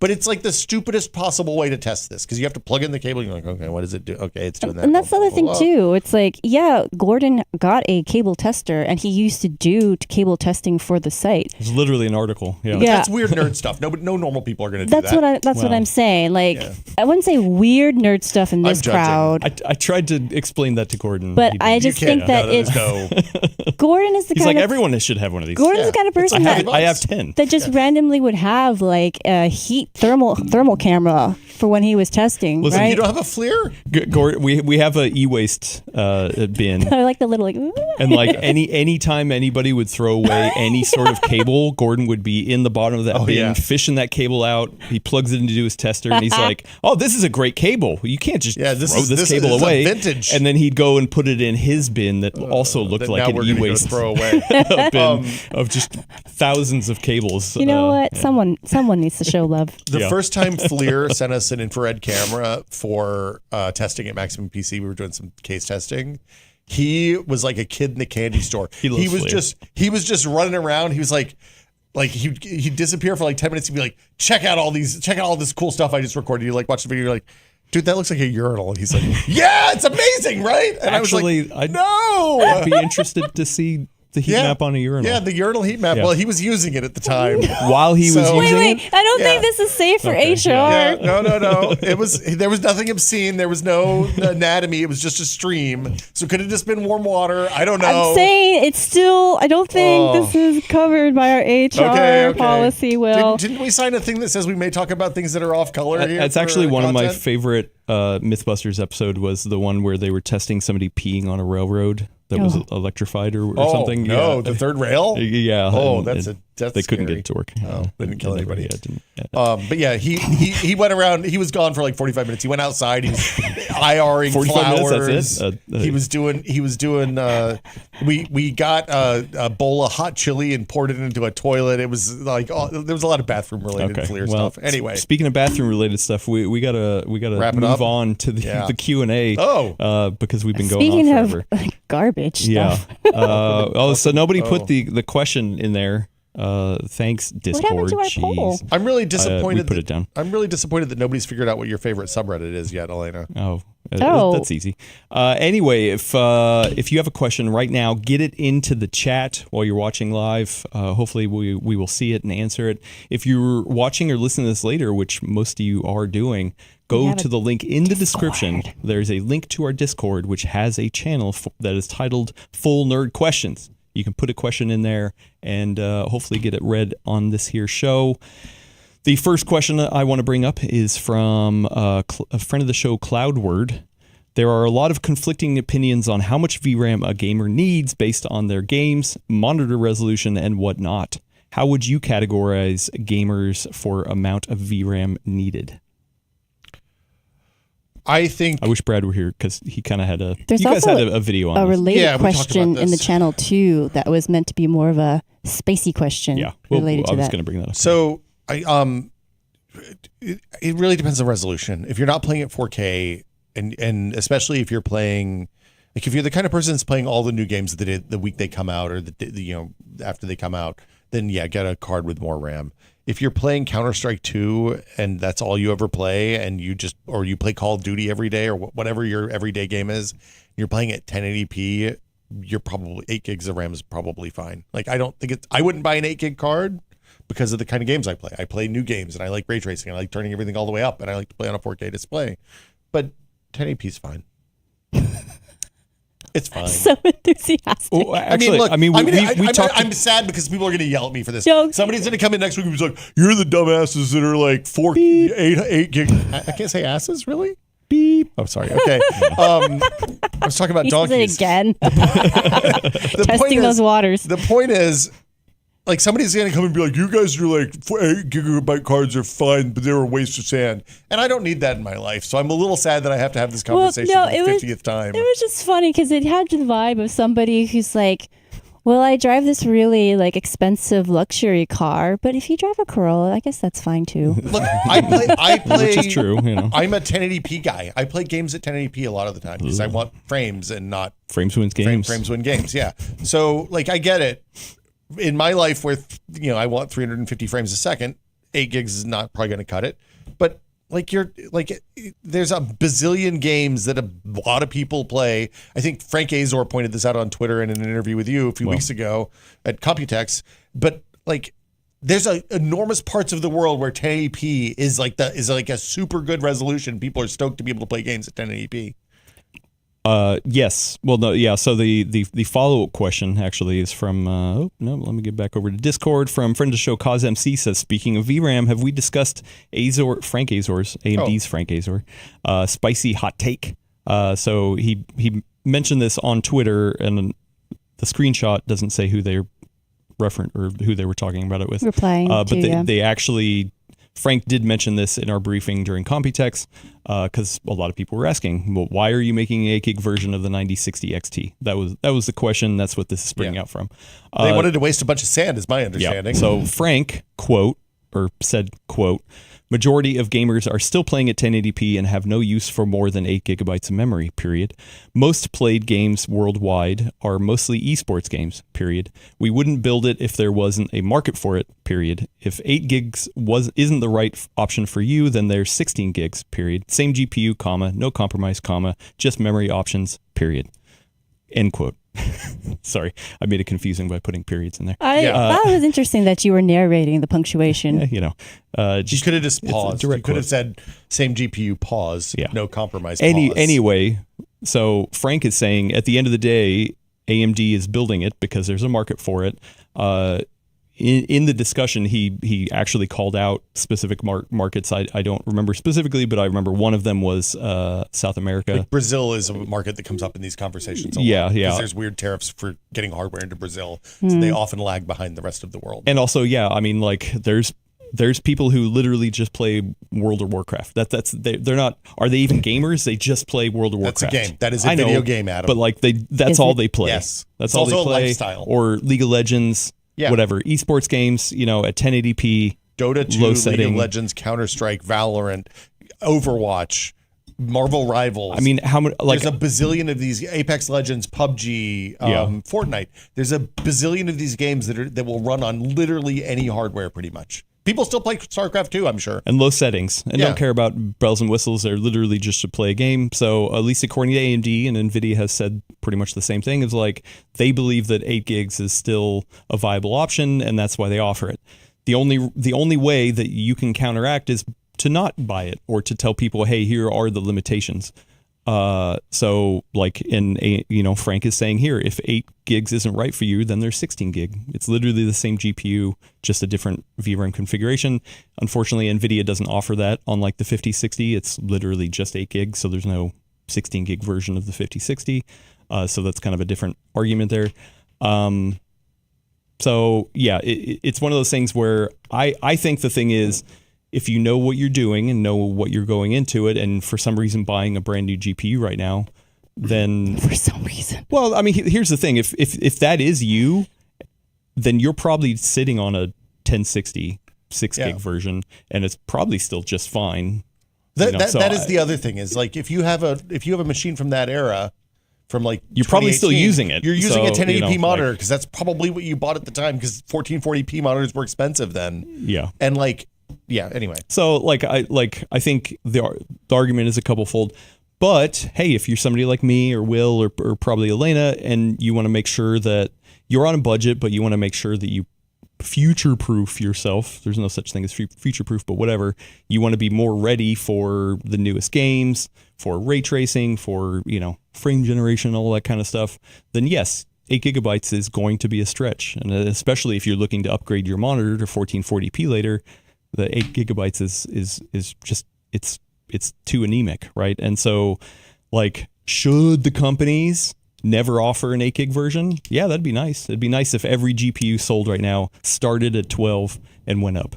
Cool. I think they should start at 32, Adam, because I think you can never have enough VRAM. Yeah, there you go. I think all video cards should cost $3,000. And Oh, boy. Yeah, no. So whatever. I mean, yeah. Like people have- Frank's point though is solid, right? You shouldn't like if you don't want this, if you think it's bad, don't buy it. Well, and that's the thing is that the market is going to come to bear. And if people are really having a problem with 8 gigs, then people aren't going to be buying it. One of the other things that Frank said is that actually in the U.S., because they're only the 8 gig version, you're probably not going to see a ton in the U.S. So one of the problems I have with like a 5060 Ti is that it is hard to differentiate which version you're getting because the box, if you don't look at that one label, you could accidentally get the wrong one. And it's nice that there's a choice, yes, kind of the same thing for AMD. But unless it's like very in your face of like, hey, listen, make sure you're getting the 16 gig version one, not, if you don't want to get the 8 gig version one. AMD is saying that for the 9060 XT, that you're actually not going to see it really as an option in the US other than like pre-built. That confusion isn't going to happen for a DIY builder. I mean, it's still the confusion can happen for pre-builts. So I don't like that. But here's the thing for me when it comes to these conversations is that a lot of the times that the people who are most vocal, at least on English language forums, are people from the United States who don't have any concept of the fact that there is a whole world out there with different needs, right? Like we are very US-centric on this show, obviously, because we live in the United States. That's the market we know. But we have a bunch of, listeners from all over the world, and they tell us how different it is for them. And it makes sense to me that there are going to be some places, if people are playing esports predominantly and there are internet cafes, which are still a thing in Asia, like maybe that's who are going to be buying these cards, right? Yeah. It doesn't necessarily have to, I don't know. It's always strange to me how the internet capital I, can take things so personally, like news so personally. People get excited and angry. Yeah. And listen, we want all gamers, the rising tide to lift all ships. The other thing For a lot of people sure. point to is that, hey, the consoles right now have way more than 8 gigs. You know, But like it's what shared memory. I know, Yeah, but it's different. compromised. It's I like know, the utilization is different. I know, but Bottlenecks are like in people are different always places. comparing to something. Oh, hey, the 50 or the 3060 back in the day Bigger number, had better, 12, Adam. you know, and now we're going back down, whatever. Or hey, look, the consoles, you know, and the console one actually, I think if a developer is targeting more VRAM than what somebody can get on the desktop side, maybe that's, you know, I don't know about that. Sure. But I think the other thing too is that I forgot what I was going to say. That's okay. I got something to say for you. Go for it. I got something to say for you. So here's the thing. I love getting more than, you know, like one of the reasons we loved AMD so much when they first launched Ryzen is because you felt like you were getting away with theft, right? For the price that they were I selling. love stealing stuff. Right? It's like they gave you so many cores, so many threads for this price that you could never have gotten it for before. Unreal. It was unreal, right? Yeah. And like everybody loves that feeling. So don't get me wrong. I understand why people want to see more. They want to see things become normalized that used to feel like luxury. I 100% understand that. The thing is that in reality, and I won't even talk about how like we should feel sorry for companies or anything like that. That's not what I mean. But the reality is right now we spent I think 2 hours on the show a month or two ago talking about the tariffs. Right. So talking about U.S. fiscal policy impacting companies, worldwide companies, in a way that makes it so that it's much harder for them realistically to suddenly offer all these like bigger, more generous, you know, types of products. And so I think in a different world, maybe we could see 12 become the more standard, right? But there wasn't that long ago where even 4 was happening. I think even just a couple of years ago. 1030, there was Like- people were really upset about the 4 gigabyte 1030, as I that's- recall. Well, like Way there further back. were like 4 gig cards that were happening just even a handful of years ago. We saw some at Micro Center on Friday. Actually, we did. Yeah, we did. That's part of the video. So what I'm saying is that like the tide is rising, just maybe not as fast as people would like to see. But I also think in some ways it is a reflection of demand, because even though we as enthusiasts want to see that tide rise faster, no different than how you would want to see SteamOS like spread go like wider and faster, it's just not being. I just think it's not feasible for the companies right now. Well, and that's the point I was going to make, is that the hardware vendors, ironically, because of the way their drivers work and the way they collect data on all the driver installs for all the GPUs that they have in the market right now, are probably better suited than just about anybody to have this market data. Like Steam, we can look at SteamDB and see what people are playing. We can look at, but that omits all of the Riot games. It omits League of Legends and Valorant, which are enormous games. It omits Overwatch, which runs on Battle.net. Not that anybody plays Overwatch anymore, but it omits Fortnite. Sorry, rip to May. She's a real one.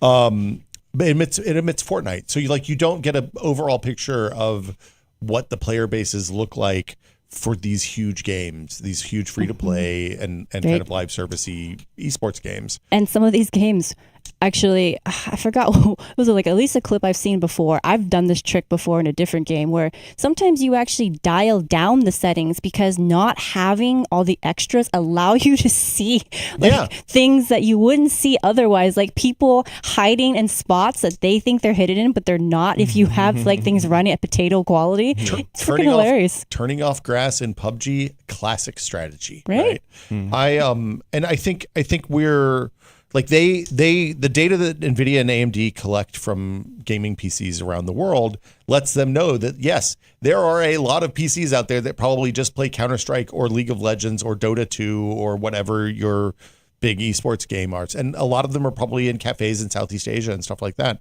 And like, if there's a market for that, then they're going to make products for that market. That's how capitalism works. And there's no amount of us complaining about 8 gigabyte cards sucking matters. Also, those cards that are in the cafes are going, like, they get filtered down. Those cafes, there's a circle of life for those PCs in the cafes. What is the circle of life? It's not like they're upgrading Like new PCs come in every year and old PCs go out every year, right? It's not like they upgrade. It's not like a computer lab at your university where the computer lab gets funded and they go out and they buy 35 identical Dells and they all have exactly the same GPU and CPU and all that. On most of the cafes that I'm aware of and the people I've talked to who are familiar with this, my understanding is that PC dies, a new one comes in to replace it, and they buy the new one with the new thing. So there's like, if you want to play some big single player game, you ask for one of the good PCs. And if you want to play Counter-Strike Source, then you play Counter-Strike Source on your potato PC, and it works out. I know this has been brought up on the show before. I can't remember who said it. I feel like it was Brad. But I do feel like a lot of this, one of the answers that people don't like is that a lot of this is getting dictated by the whole AI stuff. Because the high end for sure. If you can get a 5060 with 16 gigs of VRAM, that thing would probably sell like hotcakes for AI. It runs your AI at a 16th the speed of a 5090, but cost fifth. Yeah, probably that's okay. But like who knows? I don't know. I feel like a lot of the decisions around GPUs, desktop GPUs right now, is actually getting dictated by the whole AI stuff. And then the other thing that Brad and I talked about is that the bandwidth is as important your or Brad, more. Not our Brad. No, your Brad. Our Brad? Yeah, I talked to your Brad. Oh, in that video. Yeah, where we talked about memory bandwidth being the secret thing that really matters a lot more. Like, yes, having enough memory is important, but if you have a 128-bit wide memory bus versus a 192-bit wide or a 300, whatever the multiple is there, but the wider the memory bus, the more data is transferred every clock cycle. So the more impactful that is to your actual performance. Now, when you run out of memory, like in games that handle caching out to system memory badly, like Indiana Jones, the frame rate's still going to tank. There it is again. But I mean, look, Indiana Jones. I have literally never seen a game that like you bring up Star Wars Outlaws. No, again. I just fill the VRAM and it just goes to 3 frames a second. I just love really how weird. Like you're just gonna beat that horse. All right, Elena, I've never ever tested something that like you go from it's fine. 80 frames a second to 3. I think it's great that you can get that much mileage out of it. I just also think it's amusing how consistent you have been about it. When I haven't actually tested, we should test that with Doom on the low video RAM cards and see if it does the same thing since they're both at deck. I bet it does. Oh, good question. I bet when you fill the RAM on Doom the Dark Ages, so I can have a fresh horse to flog. Good question. All right, a couple more questions. We're going to get out of here. Excuse me. I'm not going to ask that one. Okay, let's not ask that one. Brad's not here, so Retro Sean. Adam's desperately looking for a question that we can answer in less than 35 minutes. Yeah. Do you want to test out that thermal paste? I was going to save that. I was going to save that for when we're done with the actual reader questions. Let's just do that. Yeah. Let's just go ahead and do this. No more Elena, reader questions. how does this? Wait, there was one question I did want to answer. All right. And everybody was like, "Why is this question in all caps?" And I thought, well, they did a good job because they did get my attention with it. Chris 2670 on YouTube. Live chat asked us, are OLED monitors really worth it? Is the $500, I guess, extra worth the upgrade in fidelity and vibrance? And so taking this as a genuine question, because it also could just be kind of a half joke question, I think it was, this is why we say a lot of times when it comes to monitors, like you should really go see it in person. Yeah. Because everybody's eyes are different. And like your reaction to what you see is also different. So, and also what you play is different. So one of the reasons why I wanted an OLED monitor for the longest time was because I was playing a lot of games that had like dark scenes. Mm-hmm. And it was really annoying playing these dark scenes in a way that I could see stuff with also not blowing out, to me, blowing out the colors, and blowing out the brightness in a way, because in order to see some stuff, sometimes I would just start upping the brightness, but my eyes are also sensitive to brightness. That wasn't very comfortable. It also made everything look like washed out and I can't use this word, but gross. Beep. Yeah. So at the same time though, if you're somebody who's playing games that are often in maybe daylight type settings, or you don't really care so much for that color fidelity, then no, you wouldn't need to spend that money. So, and again, it just all depends. I'm not as interested in pushing all the bells and whistles for graphics. So I can use some of that on my budget towards something like a monitor. If I was doing a monitor upgrade, like I haven't actually fully upgraded OLED yet. Like for me, if I was going to get OLED, it'd be a TV. But I also still have like high grumpiness around like switching from like 1080p to 4K, because 4K on a TV to me is just like useless for anyway. The it's a side HDR rant. is much like I'm still a 1080p TV person too, just because we don't really use the TV very much in the house. And Adam's just shaking his head. So disappointed in both of us. The HDR is the thing that I would like desperately like to have in the living room. HDR in conjunction with OLED, because I have HDR on my QLED Samsung, which is a nice panel, but it is definitely not the same. Yeah. Another thing too is that like there's supposed to be technologies that are supposed to supersede OLED while giving you like the same benefits, and so that could also become a thing too. Mini LED. Yeah, that one in particular. So I don't know where it's going to go with all this, but for now, the OLED, I still have a soft spot for it, and it's still something that I'm slowly saving towards. I mean, the thing that I've always said is that like it really irks me when somebody would put a lot of money into building a very expensive desktop and then, run $2 headphones Dell into the 2405.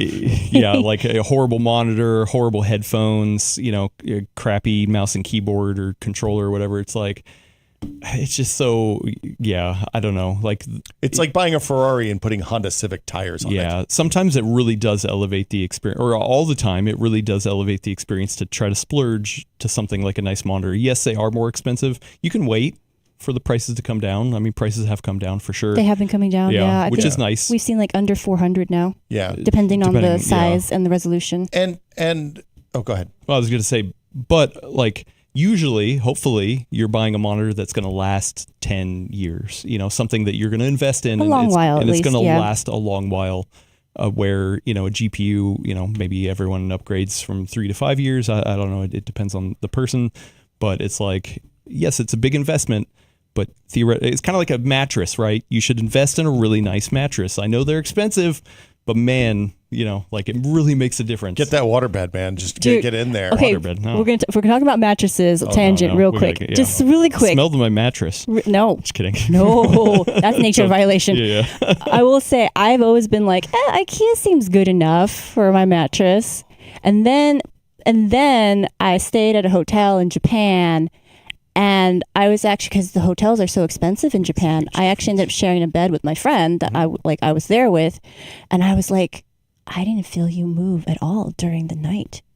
What is individually this? wrapped coils? What is this madness? Yeah. Like, how much is this mattress? So I emailed the hotel, and they gave me the brand. They wouldn't tell me which mattress it was. I think they were like, "Go away, silly American. Oh. We gave you the brand." And I looked them up, and these mattresses are probably around $4,000. But I was like, think about the mileage a hotel mattress sees, though. but That's I was hard like, life. wow, like this probably could save some marriages. Well, the what is it? The Westin sells their mattresses. You can go to the Westin website and buy They their have trash mattresses. mattresses, in my opinion. Wow. Okay. Wow. Tough. Dang. Um. Anyway, speaking of mattresses, Yeah. no, Wow. I'm just kidding. No. Last question, Elena. How does this apple and strawberry scented thermal paste smell That's to what you? we talked Am I about. starting with the diaper one first? I feel like I should No, go up. this is the diaper. Oh, God. The diaper's it's not like a I like poopy it. Diaper. This It's is like my a fresh favorite. diaper. The Unused. diaper is my favorite. I want to try the purple one first. Okay, the purple one is I don't remember. Is Oh this no, that's the diaper. I'm sorry. Purple is this- diaper. Blue Is this like in is like chemistry ocean. class where you like have to like waft it towards you you? gotta, Like, so yeah. you don't or you like- gotta jam it up your Squid, nose. no, No, yeah. I would that's do not that, how though. we were taught. You don't want thermal paste science in your class. nose. So we're at the end of the show where we're just gonna, Elena's gonna waft. She's wafting Good into her technique on the face. hand Yeah, there. really good. Oh, Yeah, hopefully don't hurt your wrist. Yeah. oh God. Okay, so this is violet. Vile is a good one. Oh, what do you think it smells like? How would you describe it in your own words, Elena, the word master? Rancid lavender. Ooh. Rancid lavender. Okay. Maybe it's gone bad since we smelled it last week. Should I Well, do let me a try it. control test? Yeah, I'll try it again. But like if you know the smell of lavender and you just imagine nice it way to as word it. like a little rancid and kind of like that baby powder edge to it, that's Oh, kind yeah. of Mm. yeah. It's got a little bit of the talcum powder. Yeah.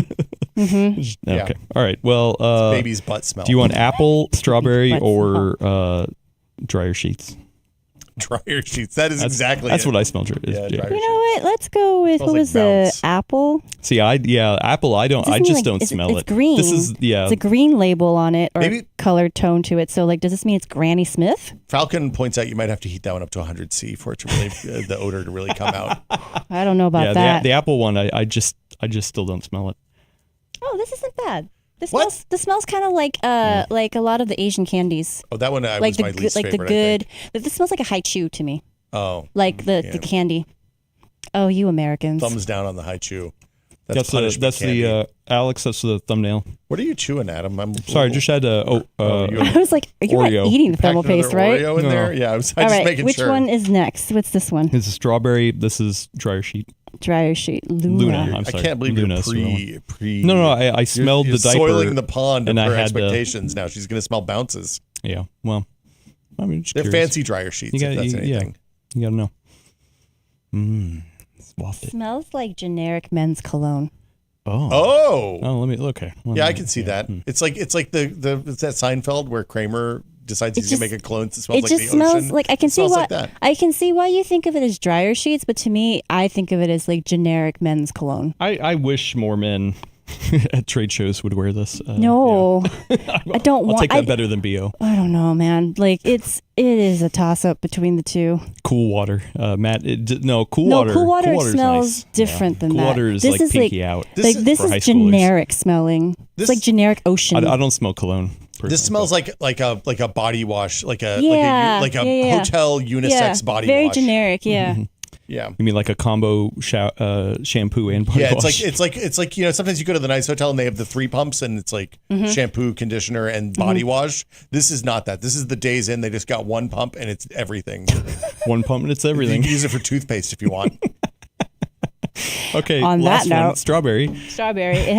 These are kind of remind me, like for audio listeners, these thermal paste tubes are very swank. They're black, but they have like this band of color at the opening, and it reminds me of like highlighters. They look like Ohuhu paint markers specifically. Oh yeah, kind of like that Yeah. too. I guess I should say it's ID Cooling. Their Frost X55. I think. How does the This how does smells the like a fruit roll up. Oh yeah, I can see that. I don't think I quite identify it fully as strawberry, but it's not unpleasant. It just makes me think fruit roll up, like generic blend of fruit smell. Not unpleasant. A ringing endorsement Yeah. from Elaine Yee. All right. Well, you got to rank them. You have to. Oh. You have to rank. Oh, them. okay. Definitely the Last place. Vile The diaper. The vile violet. violet. Okay. I think definitely Cheap men's generic cologne. Oh. men's cologne, It's third place. and then fruit roll up, and then Oh. apple. You put Oh. apple. No, can I smell apple again? I don't think I could smell apple last week. Yeah. It doesn't. It's still. It I smells can't. like a I high can't place chew it. to me, and I like high chew candies. So or I did before my teeth got all weird. If you would take that home and put it in your PC right now. No, if I had to smell it every day, I probably would choose fruit roll up because it's not quite such a sharp, like aggressive scent. This is much more of an aggressive scent. The fruit roll up is more mild. I almost don't smell anything. It's I don't- weird. I don't. And you know what? It's Interesting. Posca Yeah. paint markers that it reminds me of, not Ohuhu. Sorry, Ohuhu. Oh yeah. the alcohol You ones. stand corrected. I apologies Good. for the I apologize would for be the curious to see like if there is a potential like divide in like what people can smell because like I feel like I mean, it's this like is, the cilantro thing this too. is very distinct to me. I could not This smell that at apple all. one is super distinct. That is the less out of these. This is the one I smell the least. no, I- this one yeah, is I get- very sharp and strong to me. weird. Absolutely nothing there. Yeah. Weird. Might as well Like just you're be smelling feeling- normal thermal Absolutely paste. nothing. Yeah. Okay. Feel All right. nothing, smell nothing. Also, Matt, friend of the show, Matt points out that we need an animated sticker of Elena wafting. Oh, yes, God. somebody get on that Discord. Thank you, but that we got to wrap it up. We just got to wrap it up. I am so sorry. I'm hungry. So many questions, but we gotta love this comment. we gotta go. Check back next week for your fix of PC talk here on The Full Nerd. To listen to us on the go, subscribe to us on Apple Podcasts, Spotify, YouTube Music, Deezer, anywhere you can point your RSS reader to. We will be there. If not, let us know and we'll get on that service. Also, this is new for the outro. I'm going to start doing it every week. Sign up for the Full Nerd newsletter. Just go over to PCWorld.com/newsletters with an S /sign up. and sign up for the awesome Full Nerd newsletter brought to you by one Elena Yee here. Yeah. Every time you sign up for it, Elena smells a new thermal paste. That is her favorite thing to do. So, yeah, you want to sign up for this newsletter, hot newsletter action to your mailbox every week. Weekly. I'm excited about Weekly. the taste test for the thermal paste next. That's the next Yeah. phase of this. If you get 100 signups in the next week, will you taste one of these thermal pastes? No, I care about my internal That's the right health. answer. I'm glad. Will you More than try? that. Will you try this sesame? black sesame roll? Because it's really good. It's really good. I like this. If we get 100 signups by Maybe you next can week, put that bad memory of the black sesame away and replace it with a good she's going to memory. do it, people. I'm going to hold her to this. Yeah. Sign up right now. Get 100 Punishment candy. signups, but That's by gonna next Tuesday. disappear before that happens. No, Wow. no, I'm going to hold on to it right here in my pocket. You have a shirt pocket on your t-shirt. That's Also, Also, very I want fancy. everyone to know that this is not matcha. This is wasabi. Oh, He tried to trick me. Really? I'll eat a wasabi This Kit Kat is a wasabi Kit Kat. Are you really? I use Google Translate on Oh, it. Adam, you should try one. And You'll also, love it. It's I can very, actually very- read it, and it it's a does say delicious flavor. wasabi. Oh, that's funny because I've had one, and I thought it was matcha. You think wasabi is matcha? Amazing. So I don't know where I got this. Because Probably, the box that I Taiwan. got. No. I'm This handing is I'm handing wasabi. the other one to Will. I did love not buy this. wasabi. When I went to Don Don Donkey, I got matcha. So I don't know how this one got in there. Well, it's here. It's not. It's fine. We're just gonna have a show Well, episode Anyway, where we just eat all the snacks. It's Anyway. not, there's a little wasabi in there at the There's a end. little It's bit. not too wasabi. it's sweet, but a little spice right at the end. I like Just like here I'm on not the getting full that Nerd. nose bloom. Oh, there it is, right there. Boom! I just. A little bit. Woo! No, it's not really that spicy at all. Adam's sweating. David says classic spicy matcha. I promise you, I do have matcha ones. Classy spicy matcha. know I how think they now said I'm gonna start calling wasabi spicy matcha, and Spicy people are gonna matcha. think I'm a complete idiot. There's Any- a picture of the wasabi root on the thing. That's why I I'm told not you a it didn't cultured look man. like it didn't Come look on, like I matcha don't to know. me. It's green. Anyway, We got to get out of here. Thanks everybody for watching. Thank you, Elena, for hanging out and giving. Lucky and I are just spending a couple hours together. just hanging on. He just continues to hang on. Thank you, Will, Always for a bringing pleasure. your spicy matcha takes. Hey, I'm nothing if not spicy matcha takes. Perfect. And Alex, thank you for hanging out and controlling the verticals horizontals. Why don't you get us out of here? All right. Thanks for watching, everybody. Remember, wasabi and matcha are different things. Don't eat Nah. the thermal paste. It's fine. And we'll see you next week. It's 2 weeks in a row. Alex had to tell us not to eat the thermal paste, Adam. That's not a good sign. Yeah, well, somebody's got to say it. Alex is responsible. There's a half a matcha Okay, Kit we're Kat out. there, Elena. Nope. You can have the spicy matcha.